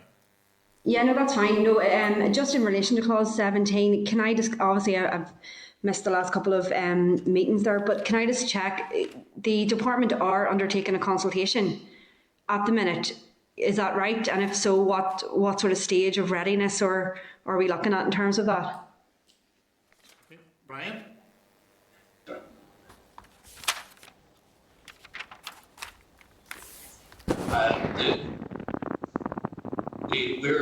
The department will be coming forward with a consultation for the strategy going forward, hopefully in the coming in the next couple of months, but we've started work on that, a consultation exercise. But that would be, and as to whether that would be a 3-year strategy or a 1-year strategy, we'll still be taking forward a consultation. It won't be dependent on the outcome of the bill in that respect. Does that help? Yeah, no, that's fine. I knew there was a consultation sort of in the ether, and I was just wanting to know sort of when you'd be prepared to sort of get that underway. But no, that's fine. That's 100%. We have other consultations underway. We've just completed one on transparency and supply chains, and we have one which is coming forward on the slavery and trafficking risk orders as well. Yeah. Okay. Which is maybe one that the committee would be interested in. Rachel? Sorry, Chair, this is not on clause 17. I have to go to business committee, so I will be back hopefully in 15 minutes. Okay, all right. Okay, Get Rachel. everything through in the next 15 minutes. Thank you. In relation to, obviously, there have been a number of other issues when we just stay on this section of clause 17. There have been another number of other issues that were raised and that had been suggested to the committee. One was the introduction of the slavery and trafficking risk orders, and when obviously that had raised a considerable degree of interest. Brian, what's the current position in relation to the department in relation to that? I think actually I did raise it at the last meeting, but I'll pass you up to Ronnie, who'll give you hot off the presses where we are today. Thanks, Brian. Chair, the STROs, we have a consultation document prepared, and it's on the cusp of going to the Minister. We've just been completing all the various assessments that have to be undertaken for a consultation exercise, and that would be to go forward actually to the committee to say that we propose to put this out for consultation in the coming weeks. The whole question of slavery and trafficking risk orders was considered, I think, as we put in our response to the committee, at the time of the introduction of the 2015 Act. And at that time, because of the issue of impact on human rights and concerns raised by a number of parties, it was basically withdrawn from, it wasn't included in the 2015 Act. Since that time, there has been, I suppose time has passed on and experience has passed on. In England and Wales, STROs have been in place for that time. In Scotland, the equivalent is called a TERO, Trafficking Exploitation Risk Order, and that has been the subject of a comment in the Criminal Justice Inspectorate report, and also by the Independent Anti-Slavery Commissioner, who had recommended that the department should re-examine this again, and that's really why we have prepared the consultation exercise. That would, in effect, mean that on the outcome of that, if the department was to look at introducing STROs, that would have to take place as it stands at the moment in another piece of legislation subsequent to the current bill, obviously in the new mandate and subject to the views of the incoming minister. But there is a body of opinion that STROs should be introduced in Northern Ireland. The figures in GB since their introduction in 2015, that there have been 60 issued in that time, and there are 12 interim ones in the last couple of years. In Scotland, there haven't been any TEROs actually introduced. 5 have been considered, and 6 were not taken forward because of the court that did not believe that they were appropriate. I think the issue in terms of the human rights aspect of it would be that is primarily around the fact that an STRO would apply to someone who hasn't been convicted of an offence. Within the 2015 Act, there is the slavery and trafficking prevention orders, which are issued post a conviction for slavery and trafficking and exploitation offences. What would the department see as being a difficulty if they were included in the bill with a commencement order?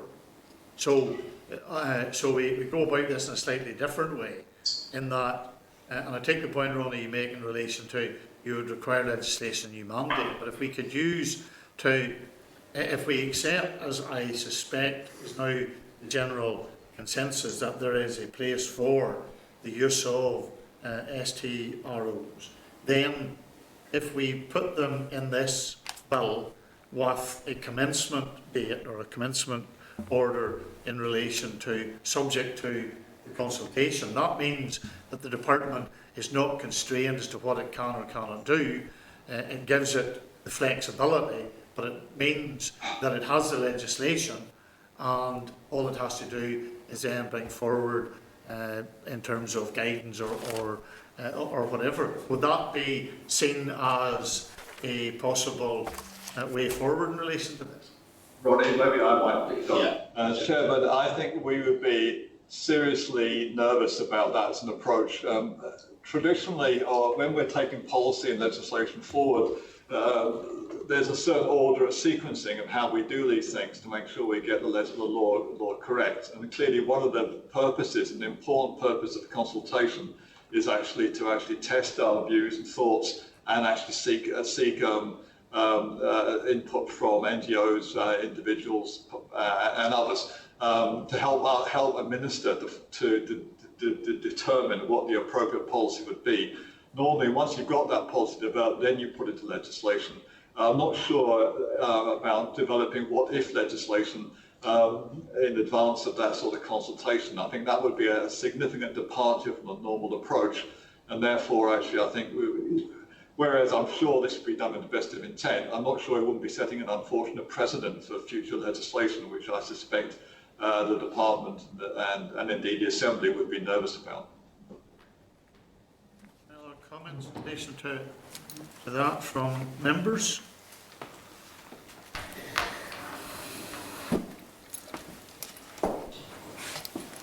Okay, can we just, in relation to maybe this, we just we'll park this one and we'll come back to it. So, because obviously Rachel has gone to the business office, and that would I want to be sure that everybody's included in terms of the discussion. So, part 17. Okay, members, that takes us to part 3, prevention orders, and that's at clause 18. And at clause 18, we have it deals with the qualifying offences for sexual offences prevention orders. Any comments from members?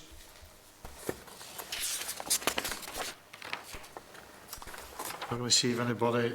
One of the issues that have been raised with us was that the bill didn't address the wider concerns regarding the need to ensure that all children up to the age of 18 are afforded safeguards under the abduction and recovery arrangements regardless of age, and the provisions of Article 68 of the Children's Northern Ireland Order 95 are only afforded to children who are in care or who are subject to an emergency protection order, or to the police protection and child abduction order 95, and that only applies to children up to the age of 16.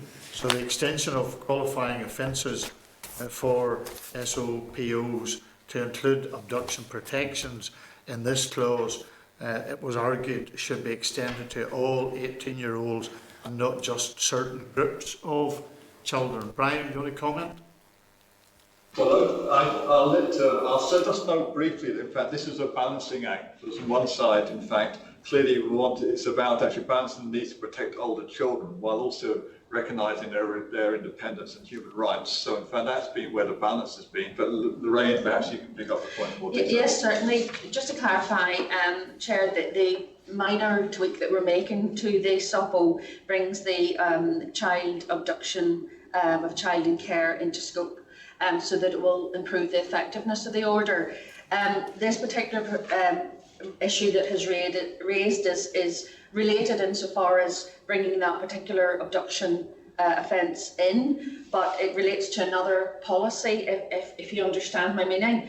And it's really the tension and the age difference in relating to the Child Abduction Northern Ireland Order 1985 and the Children Northern Ireland Order 1995. With this particular piece, we're doing work. We plan into the next mandate. It comes within the scope of Marshall recommendations and the child sexual exploitation review and consultation that we carried out. So it comes off the back of that particular consultation commitment to do something in this area. And what we had sought to do was look at any gaps in abduction legislation. What did come out of the consultation was, as Brian rightly points out, is that care had to be taken in terms of the age of lawful consent to sex, the age being 16, and balancing that with vulnerability of a person between the age of 16 and 18. So what we're planning to do is do work further to explore and investigate that area in the next mandate. Okay, thank you, Lorraine, for that. Any other comments from members? If not, we'll move to clause 19. That deals with the time limit for making violent offences prevention orders. There were no issues that were raised in the evidence in relation to this clause. Okay, there's no other comment. That clauses 20, 21 and 22 deals with auxiliary regulation.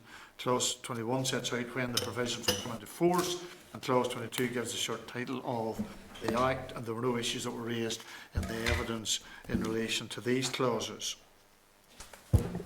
That, I think, then brings us to a conclusion of the clauses of the bill. But what it means then, we want to just deal with the departmental amendments.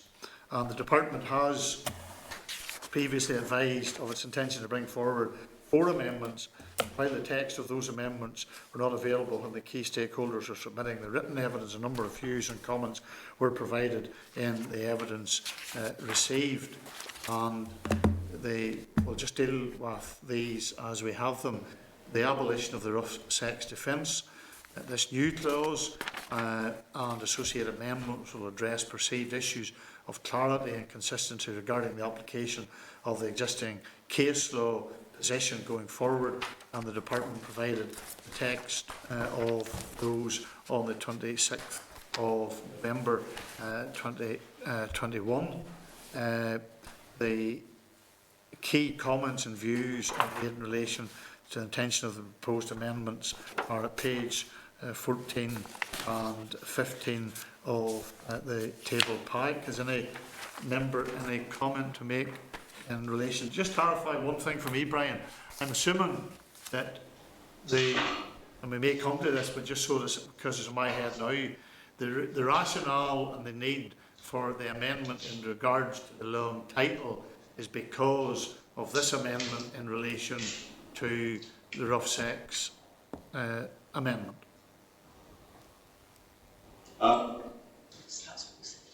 Yes, I think that is the case, Chair. Yes, right. Okay. Yes. Yes. Okay. I just want to clarify that in my own. Well, there's actually the rough sex amendment, and actually and also the non-fatal strangulation, because we're conscious, in fact, clearly the non-fatal strangulation it's often associated with what is being classed as rough sex. We don't like that phrase. Yes. It's linked into it very strongly, but in fact obviously stretches a little bit beyond it, because clearly it can also be used in coercion and other things as well. Okay. Okay, thank you. If there's any other member, any other question in relation to that one? If not, we'll move on to the extension of the existing revenge porn provisions to include the threat to disclose. This amendment will make threats to disclose private sexual photographs and fellows with an intent to cause distress and offence alongside existing offence provisions relating to the disclosure of such material.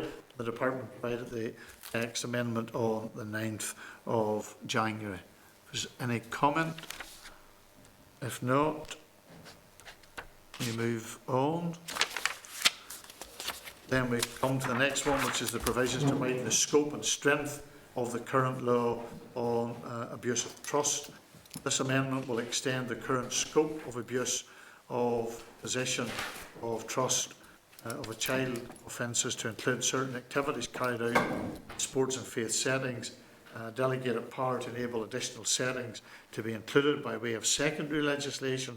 This is considered necessary. Is also provided, the Department provided text of the amendment on the 26th of November. Any other queries members have in relation to this one?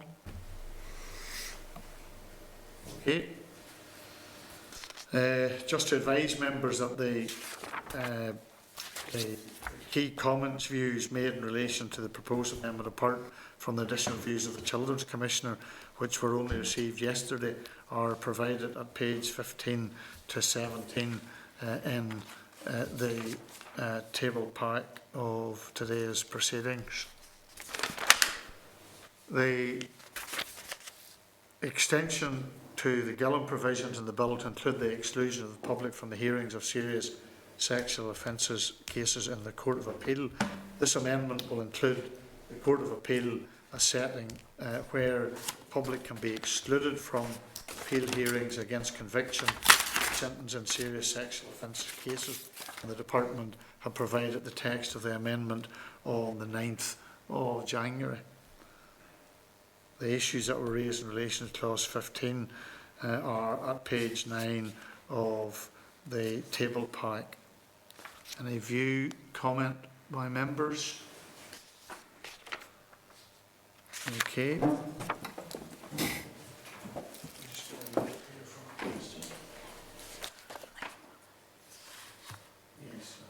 Yes, we will go back to the one of abuse of trust, because it had been one that been discussed with us. So just to note, we'll go back to that one at the end of our deliberations. The amendment to create a new offence of non-fatal strangulation, and in the Department's letter of the 9th of January, they included the text of the amendments for the new clause and the schedule to create the new offence of non-fatal strangulation. The committee received an oral briefing on the responses to the consultation on non-fatal strangulation legislation and proposed way forward from the Department on the 2nd of December.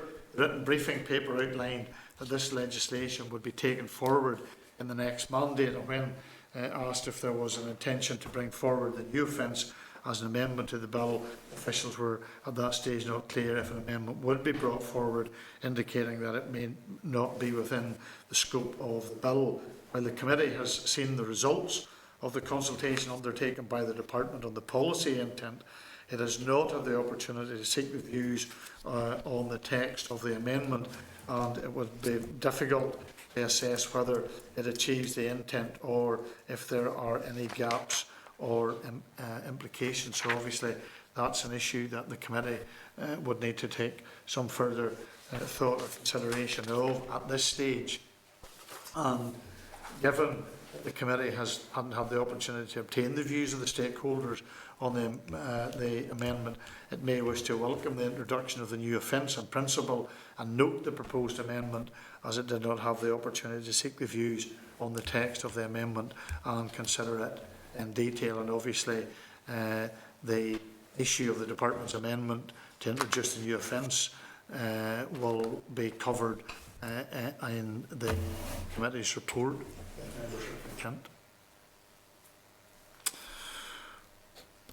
Okay, if that is the other, just to tidy up a few other bits and pieces, other amendments proposed in the written and oral evidence, the range of other issues that have been raised in the evidence received, including 2 proposals for the amendments to the bill.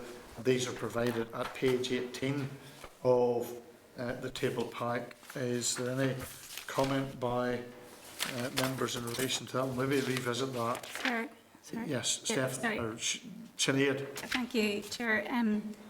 On the other amendments that were proposed, I hear what the Department are saying in terms of the child abduction warning notices and other offences that may go into the next mandate and the STPROs. But in terms of then, Chair, you're right in that the new offence that's been brought forward, we didn't really get a chance with stakeholders to explore that, although I have no reservation in welcoming it. But one of the amendments that did repeatedly come up was the one, the removal of the defence of reasonable chastisement. I think we have had a good hearing on that. I appreciate we may have different positions on it, but I think it certainly got an airing at committee. I don't think anybody could say that stakeholders didn't make their voice very clearly known on that. And given that we have, or the bill appears to have shifted into that realm of being about protecting the person more, and I anticipate, I know the departmental officials' position on this, but I just want to know, was any consideration given to the possibility of that defence of reasonable chastisement now actually sitting more comfortably with the bill as it is framed than it was at the outset? Because I can appreciate at the outset it was probably more challenging to see the fit. So it'd be interesting if the department could give us their opinion on that. Thank you. Brian? Well, and I lead on this particular area amongst other things. The Minister and the Department have been very clear all along that we actually wanted to legislate on this. But in fact, the way it worked out in the end, actually, the Minister had to reduce the scale and breadth for the bill for it to get actually approval at Executive. Our reading is that this is still outside the scope of the narrowed bill. It's not certainly that the Minister of the Department aren't keen to legislate in this area, but rather it's very much one which also tends to be a cross-cutting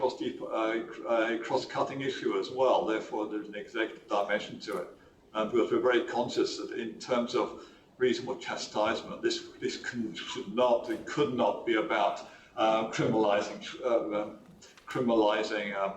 parents, but rather about actually how through education, through in fact better parenting, sort of how we actually change behaviour. So the aim wasn't actually to create more criminals. The aim was actually to change behaviour on those people who still use this sort of solution to child control. So in essence, in fact, the Minister would be very keen to take this forward, but in fact our reading is still that it is beyond the scope of the bill. Okay, thank you. Thank you, Chair. Could I just ask just one more based on that? Given that, I appreciate that is the reading, and I suppose as things move, and they are moving, all for the better, I have to say, in my opinion. But there have been, while the officials were here, they have, I suppose, given some comfort in words to things that they're not able to put in this bill, and that they are looking at perhaps an ex-mandate or other vehicles. And have the department considered a vehicle to move on this, or is this something that's not yet fitting to any piece of legislation? Because that would garner me all the more to try and make it fit in this one. Well, the Minister made it very clear that she intended to try to put it into the original Miscellaneous Provisions Bill, but that obviously changed. We're very clear that, for you to move to legislate in this area would actually be more than just a justice issue, because really the issue of good parenting isn't a justice issue really. It's just so it really would have to involve our departments, which makes it a cross-cutting issue which the Executive would have to actually decide on. But certainly the Minister was keen to push this forward, and certainly she has raised this, I know, in the past. So this is one where clearly it's a matter really for the next mandate. It is broader than just justice, so you would have to have executive agreement about it going forward into legislation. But certainly there will be a legislative vehicle coming along early in the next mandate in justice, we expect, recognising you can't commit a future minister, but certainly it's likely that the remainder of that Miscellaneous Provisions Bill, which is currently drafted but parked, would probably form the rump of a new Miscellaneous Provisions Bill in the early part of the next mandate, if the next minister so chooses. So there could be an opportunity to legislate, but clearly this would require executive agreement about going forward in this area. Okay, thanks for that, Brian. Thank you, Chair. Thank you. Just one other issue in relation, Brian, just to see where does this issue fall within that same area, and that is in regards to child abduction warning notices, and whether is there anything being done by the department to include that in in any possible new miscellaneous provisions bill in another mandate? At the moment, Minister, At the moment, Chairman, the department is. I put out a note a wee while ago asking my colleagues across the department to flag issues which would be potential issues for consideration in the next mandate by way of legislation. This is a process we do certainly not infrequently, and always at the end of a mandate. So we actually have a range of issues which we can raise early on in the mandate with a new minister. So I haven't seen the result of that yet, so I can't give you an answer. But clearly, this is one of a number of issues which could potentially be put forward. But at this stage, as I say, we're just collating the views within the department of what might constitute legislation next mandate. And of course, that's only just advice we would give to an incoming minister. The minister themselves would actually have their own views of what needs to be the priority, and of course ultimately the minister is the person who decides what legislation we take forward. Okay, thank you. Members, are there no other issues in relation to the bill? Can I maybe just suggest that we take a 10-minute break? We've been at this since 11, and then that'll give an opportunity for Rachel to go back after the business committee, and then we'll resume in closed session when we'll consider the issues in relation that have been raised for possible amendments. Cover them in open session. Need to cover right? Okay. Well, we're going to close session. We'll have to get back into open session and then do what we have to do, and then go into closed session so we keep ourselves right. So we'll just suspend for 10 minutes and then we'll come back.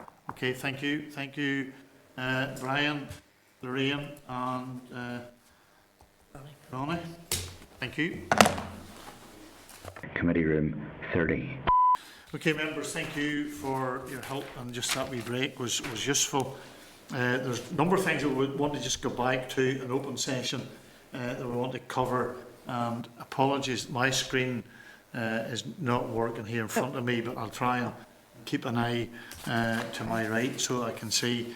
If we can go back to the issues in clause 17, and there was a number of things that was raised. I just want to go through them with members. Obviously, we had raised the concern about the introduction of the slavery and trafficking risk orders, and that is something that we have said that we will come back to in terms of an amendment. The requirement for jury directions to be given in modern slavery and human trafficking offences cases based on Scottish legislation regarding sexual offences to enable juries to approach court evidence in a more informed manner. If Brian is still with us and the department, is this something that the department is currently doing work on?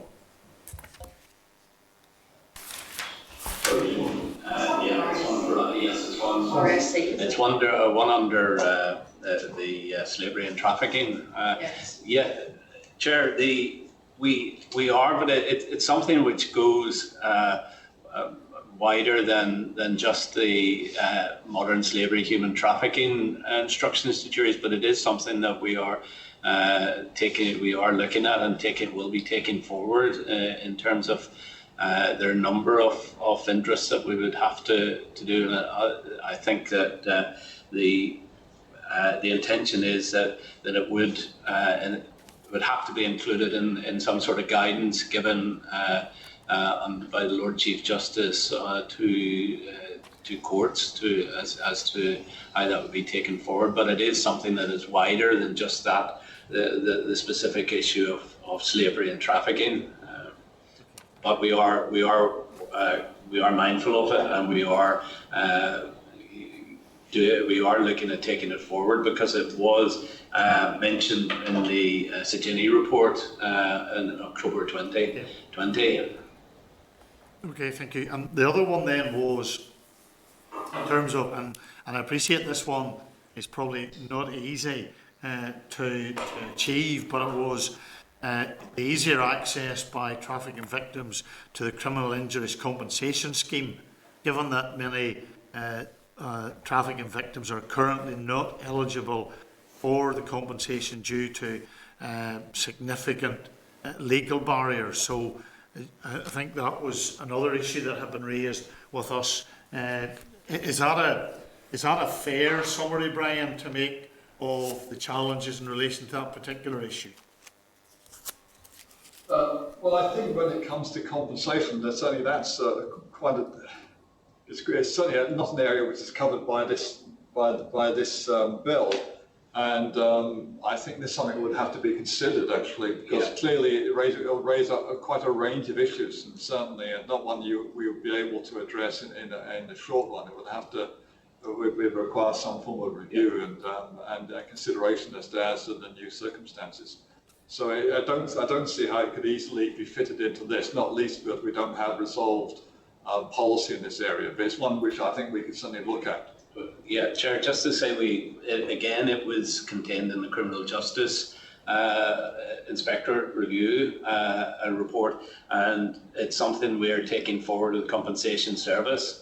There are two aspects to it. One, the one about the regulations, the rules under which the criminal compensation is given would probably have to be changed in some way, but we are also, my team are planning in the very near future to do some training with compensation service staff in terms of making them aware of the issues around modern slavery, human trafficking, and trying to see ways in which we could, even under the current structures or system, we could get a better outcome for victims. Obviously, there was another number of things that were raised by a couple of organisations, and it was around the provision of the Social Security entitlement for recognised victims of trafficking by either amending the relevant Social Security legislation or amending Section 18(9) of the Human Trafficking Act to create a new power for the Department of Justice to award ex gratia payments to all persons who have a positive conclusive grounds decision. And in one of the correspondence, the Migration Justice Project, they indicated in a letter to us on the 8th of December that, having considered the issue further, it believes that the simplest solution is for the Department of Justice to provide post-NRM financial support for the period of 12 months, which would include the full range of support services listed in Section 18(7) of the HTA, and believes that Section 18(9) already provides the Department with the power to do this. Now, it recommended to the committee that this would be something that we should consider, that the Department should give consideration to. Brian, what would that be your interpretation of what the Department has of powers under 18(9)? Chair, in terms of 18(9), yeah, where someone has a positive outcome in terms of the NRM, positive conclusive grounds or reasonable conclusive grounds, yeah, the Department does extend support for those people and uses that discretion at present. What sometimes has been raised is the question of people who have had a negative conclusive grounds outcome, and in that the current legislation does not provide any discretion for the Department to continue to support people in that category.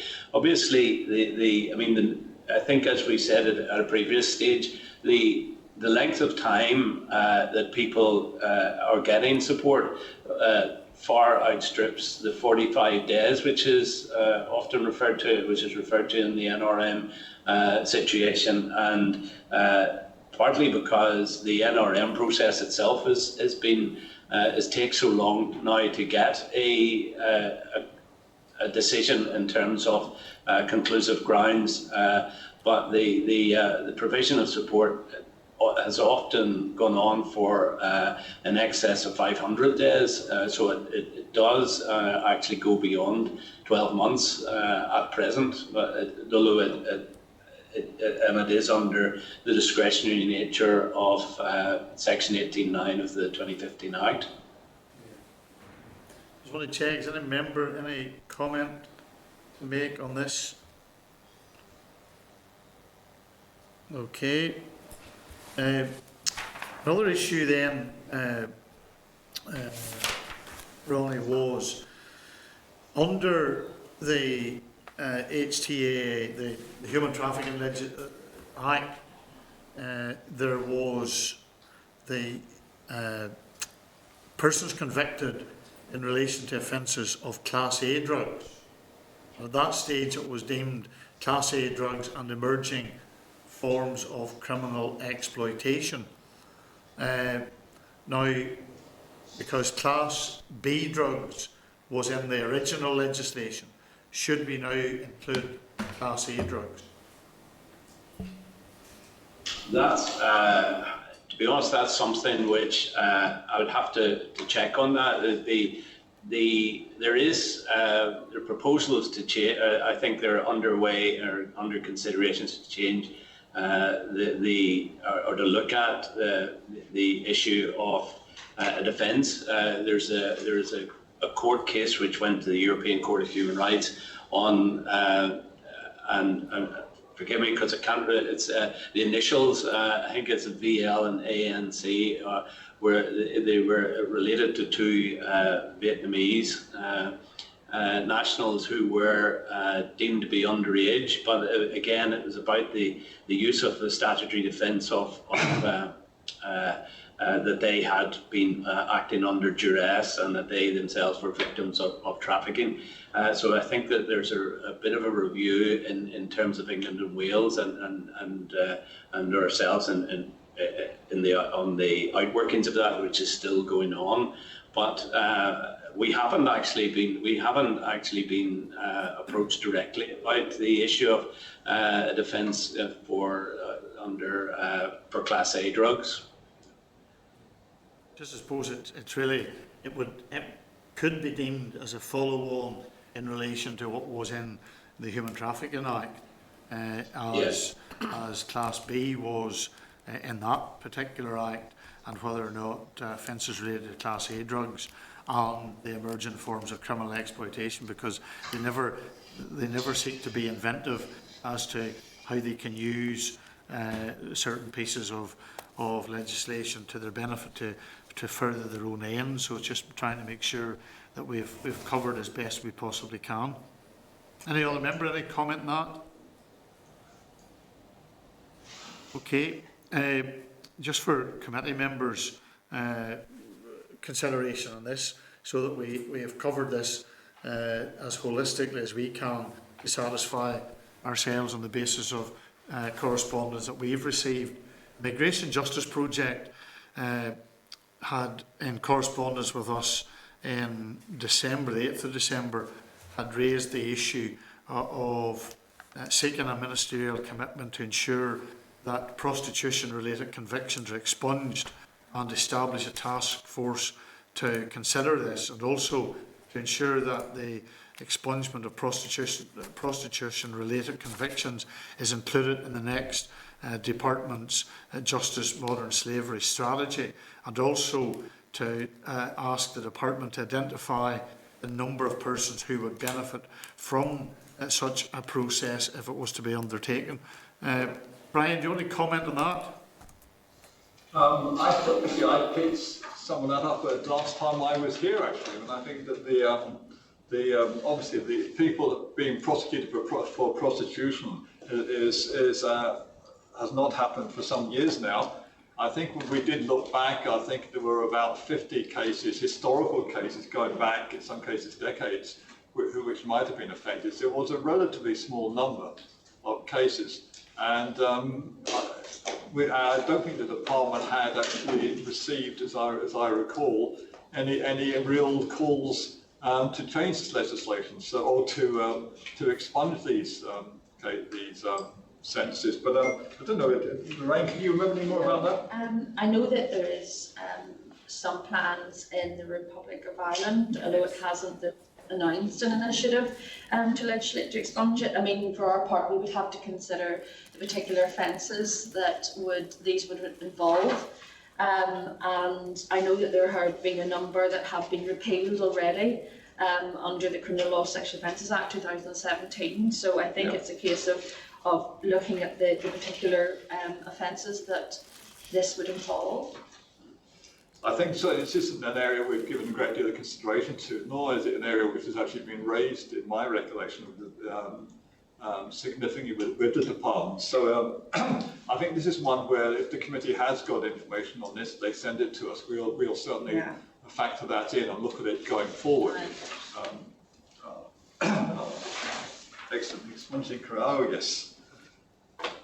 So I knew we said we had something. Sorry, I have to excuse me. We have quite a lot of briefing knocking around, and I hadn't looked at this for quite a while.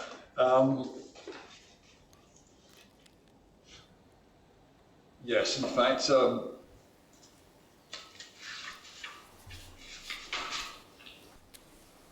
I think certainly we know what we do note is that in the south they have been looking at this, and we're liaising with. We are liaising with some of our counterparts in the south just to see how that's developing. So this is one where, in fact, we recognise that many of these offences are quite historical, and we haven't had any strong evidence that there's a large number of people who are directly affected who are seeking these expungements in Northern Ireland. But having said that, this is something which probably is quite hidden. So I think we're very happy we are working with our colleagues in the south just to see how they're developing that, and then in fact from that we can then see how we can move forward. I'm conscious that in fact so a lot of this data is quite historical, and quite a bit of it may well actually not be readily available. So in fact on our computerized systems. So I think in fact it's one of those ones which in fact we can certainly look at and see how we can go forward. I certainly, it would be hard for me to make any sort of commitment at this stage, but we're just not over the situation. But I think we'll certainly do some initial scope. We have done some initial scoping of data, but by and large, in fact, there's it's a relatively small number of people who have been involved, spread over a century with lots of things. So in fact, this is one we'll need to do a little bit more work on. So I can certainly say that the department will have a look at this, Chair, but I'm not sure this is appropriate for this particular bit of legislation. Any other comments from members? Okay, a couple of other things. One was in relation to what the use of the discretion by the department in relation to healthcare entitlement, because obviously the Scottish legislation provides what some will argue a more substantive healthcare entitlement, and it has been put to us that under Section 18 that obviously allows the department to have a discretion that it could use, particularly to be used where victims can remain registered or re-register with a GP. Will there be consideration given to that in relation to the issue of dealing with victims of trafficking? Chair, in relation to the discretion of Section 18, there have been some instances where the department has supported some specific healthcare issues for people who have been receiving support. But in terms of anything which would commit to what falls within the remit of the Department of Health, that would be again a cross-cutting issue. We have taken advice on that, and the advice has been that to go beyond what we currently do as a discretionary matter would be something which would cut across into the Department of Health, and that would have to be taken forward as a cross-cutting measure if it was to involve any change to Department of Health legislation, for example. and that would have to be considered by the executive. Any comments by members? Okay, if we again just move to one final issue and just go back to the amendment in relation to the provisions to widen the scope and the strength of the current law on the abuse of trust. Is Rachel, are you with us? I just can't see my screen. Yes, Chair, I'm here. Yeah, okay, Rachel, go ahead. Okay, sorry, apologies. A business committee went on a little longer than expected, and wasn't expecting that I had to go. So, in terms of the, sorry if this is already covered. Chair, do you mind? Would you be able to go over just what committee had discussed in regard to the abuse of trust amendment? Well, I suppose we really whether or not the scope was wide enough, and I think there was a general sense that it wasn't, and it's whether or not we want to give consideration to the inclusion of hobby or extracurricular activity or amend Article 28 of the Sexual Offences Order 2008, which is to add a sort of a catch-all provision defining positions of trust. And really that's, we hadn't, because you weren't here, we thought that we'd just come back to this. So obviously this gives you the opportunity to give your opinion and view on this. You're very kind. No, thank you. I'm sure you'd rather I wasn't here. The abuse of trust, certainly, I completely understand and I do appreciate the department's response in terms of there is a caveat there for future things to be added in, and I absolutely understand that. But I do. It doesn't sit well with me that there would be what seems to be a limitation to sports and religious activity just in this, and I absolutely appreciate the discussion that there was in the table papers about the unintended consequences and about raising the age of consent, but I don't believe that this is the case, because it's not actually about the age of consent. This is about the original policy intent of abuse of trust, which is an abuse of trust. Therefore, the offence would need to have to necessitate a position of power versus a position of vulnerability and outline that relationship. This is not about legislating against a 16 and a 17-year-old having a relationship. This is something very, very different. So I do appreciate that. But I would like, if the committee were agreeable to explore perhaps widening that scope in line with what has been recommended by the children's sector, and I believe all of them are on a very similar page on that. Ryan, you just want to show that we have a sort of a wholesome approach to this. Do you want to make any comment in relation to that?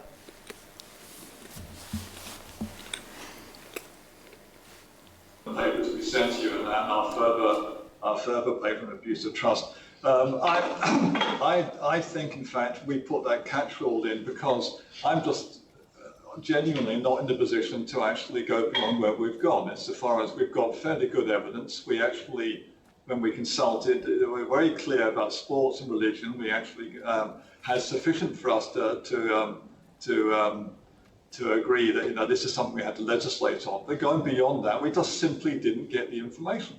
And I'm sort of very nervous about actually, and the Minister would be very nervous about legislating on areas where we don't have good evidence. Policy and legislation should be evidence-based. That's fundamental to how the Department and the Minister operates. So that's where we've gone. That being said, and I have to say, I think I said previously, I started off from a much broader position than we ended up, insofar as we cast our net quite widely, but we actually found when we came to harvest the product, we discovered that in fact we were really short on evidence outside of sport and religion. We were very clearly, we had good evidence provided by a range of bodies, including a number of voluntaries. But when we went beyond that, despite us looking for the evidence and asking some of the NGOs that provide evidence, we just didn't get it. So in fact, I think our inclusion of a capacity to add to different areas gives us the opportunity to work with the various voluntary bodies and others to actually identify a body of evidence which will support further extension.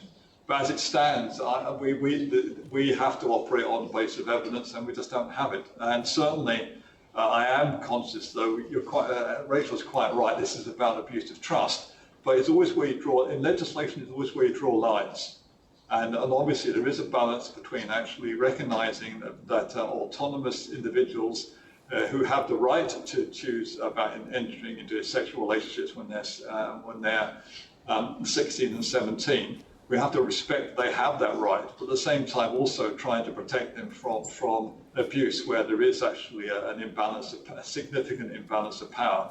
But there is a balancing act here, and actually on that basis, given there is a balance, it's better we work on it on hard evidence, good evidence, rather than on supposition or whatever. And certainly, in fact, we worked very closely with the NSPCC in developing this, and to be honest, there were opportunities for NSPCC and others to actually help us to actually see the wider evidence, and that didn't happen. So it's on that basis we are where we are, and clearly the committee has to look at the evidence you've received and see whether you believe you have sufficient robust evidence to go beyond where we've proposed. Okay. Any other comments from members? But there's one that we will want to revisit. If there's not, then I think if we've covered all the issues, Oh, right, Rachel, have you another? I just apologise, I just can't see the screen. Have you another comment in relation to the departmental amendments? Just in terms of this drag, I'm not too sure, Chair, if committee were being asked for an opinion, to form an opinion on the ones that we haven't seen. We've had them and we will consider them, but I would be minded if the committee would be in agreement with the three new ones, especially the ones on strangulation and threats to disclose.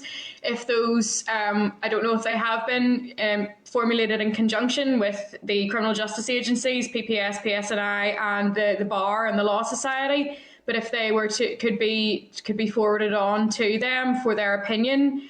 On their workability. I have to admit, Chair, I haven't gone through them in detail just because of the timing when we received them, but I will do so. So I wouldn't be able to form a personal opinion on them, but in terms of their policy intent, I have no issue with that. I just haven't gone through it line by line, but I would wonder if we could get the opinion of those agencies who would be tasked with, I suppose, gathering evidence and then eventually prosecuting underneath them. Brian, do you want to comment on that in terms of what other...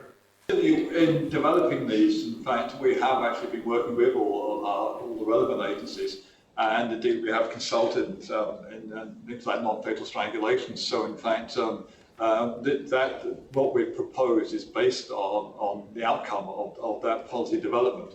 That's why it's taken us time. And I'm very conscious that on the non-fatal strangulation, we're still making a couple of very minor adjustments just to tidy up the text with the legislative draftsman, because clearly we did speed the whole process up to get this into this bill, and it is quite a long and detailed process in developing legislation, which it does involve us consulting and then engaging with a range of people. So this has certainly been something we have covered. Clearly the committee may want to independently or separately seek advice and views from those people, and that's absolutely right.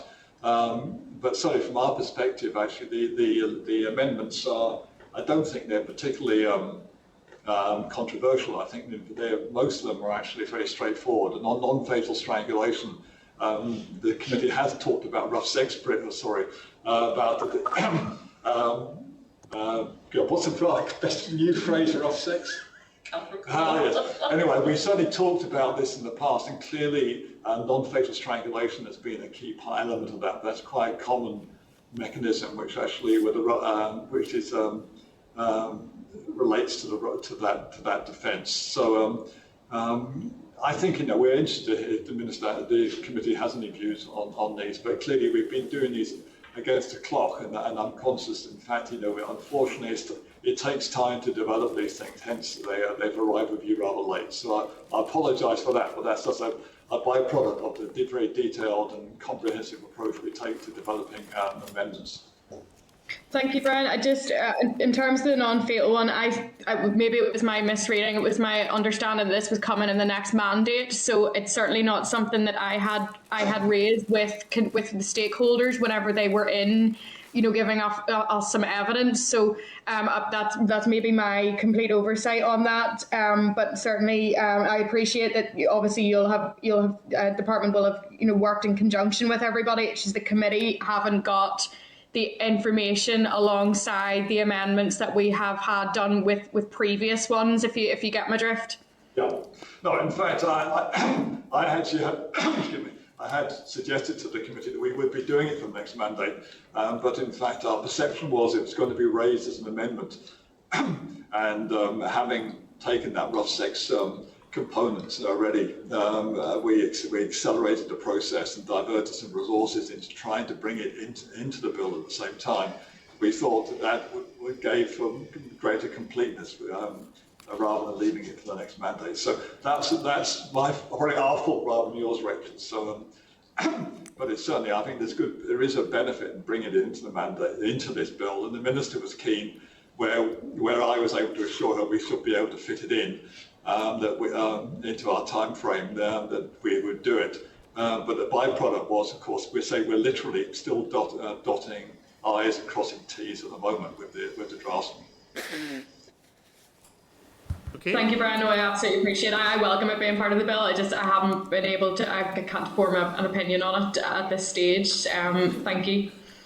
Okay, members, thank you. And if there are no other issues that we want to raise at this stage in relation to our consideration of the clauses of the bill, and I thank Lorraine, Brian and Ronnie for their attendance today again, and for all the work that they've done even over the holiday period to provide us with information. It is appreciated. Thank you for your time today, and we'll conclude this session of the committee and then we'll go in now to a closed session. Thank you.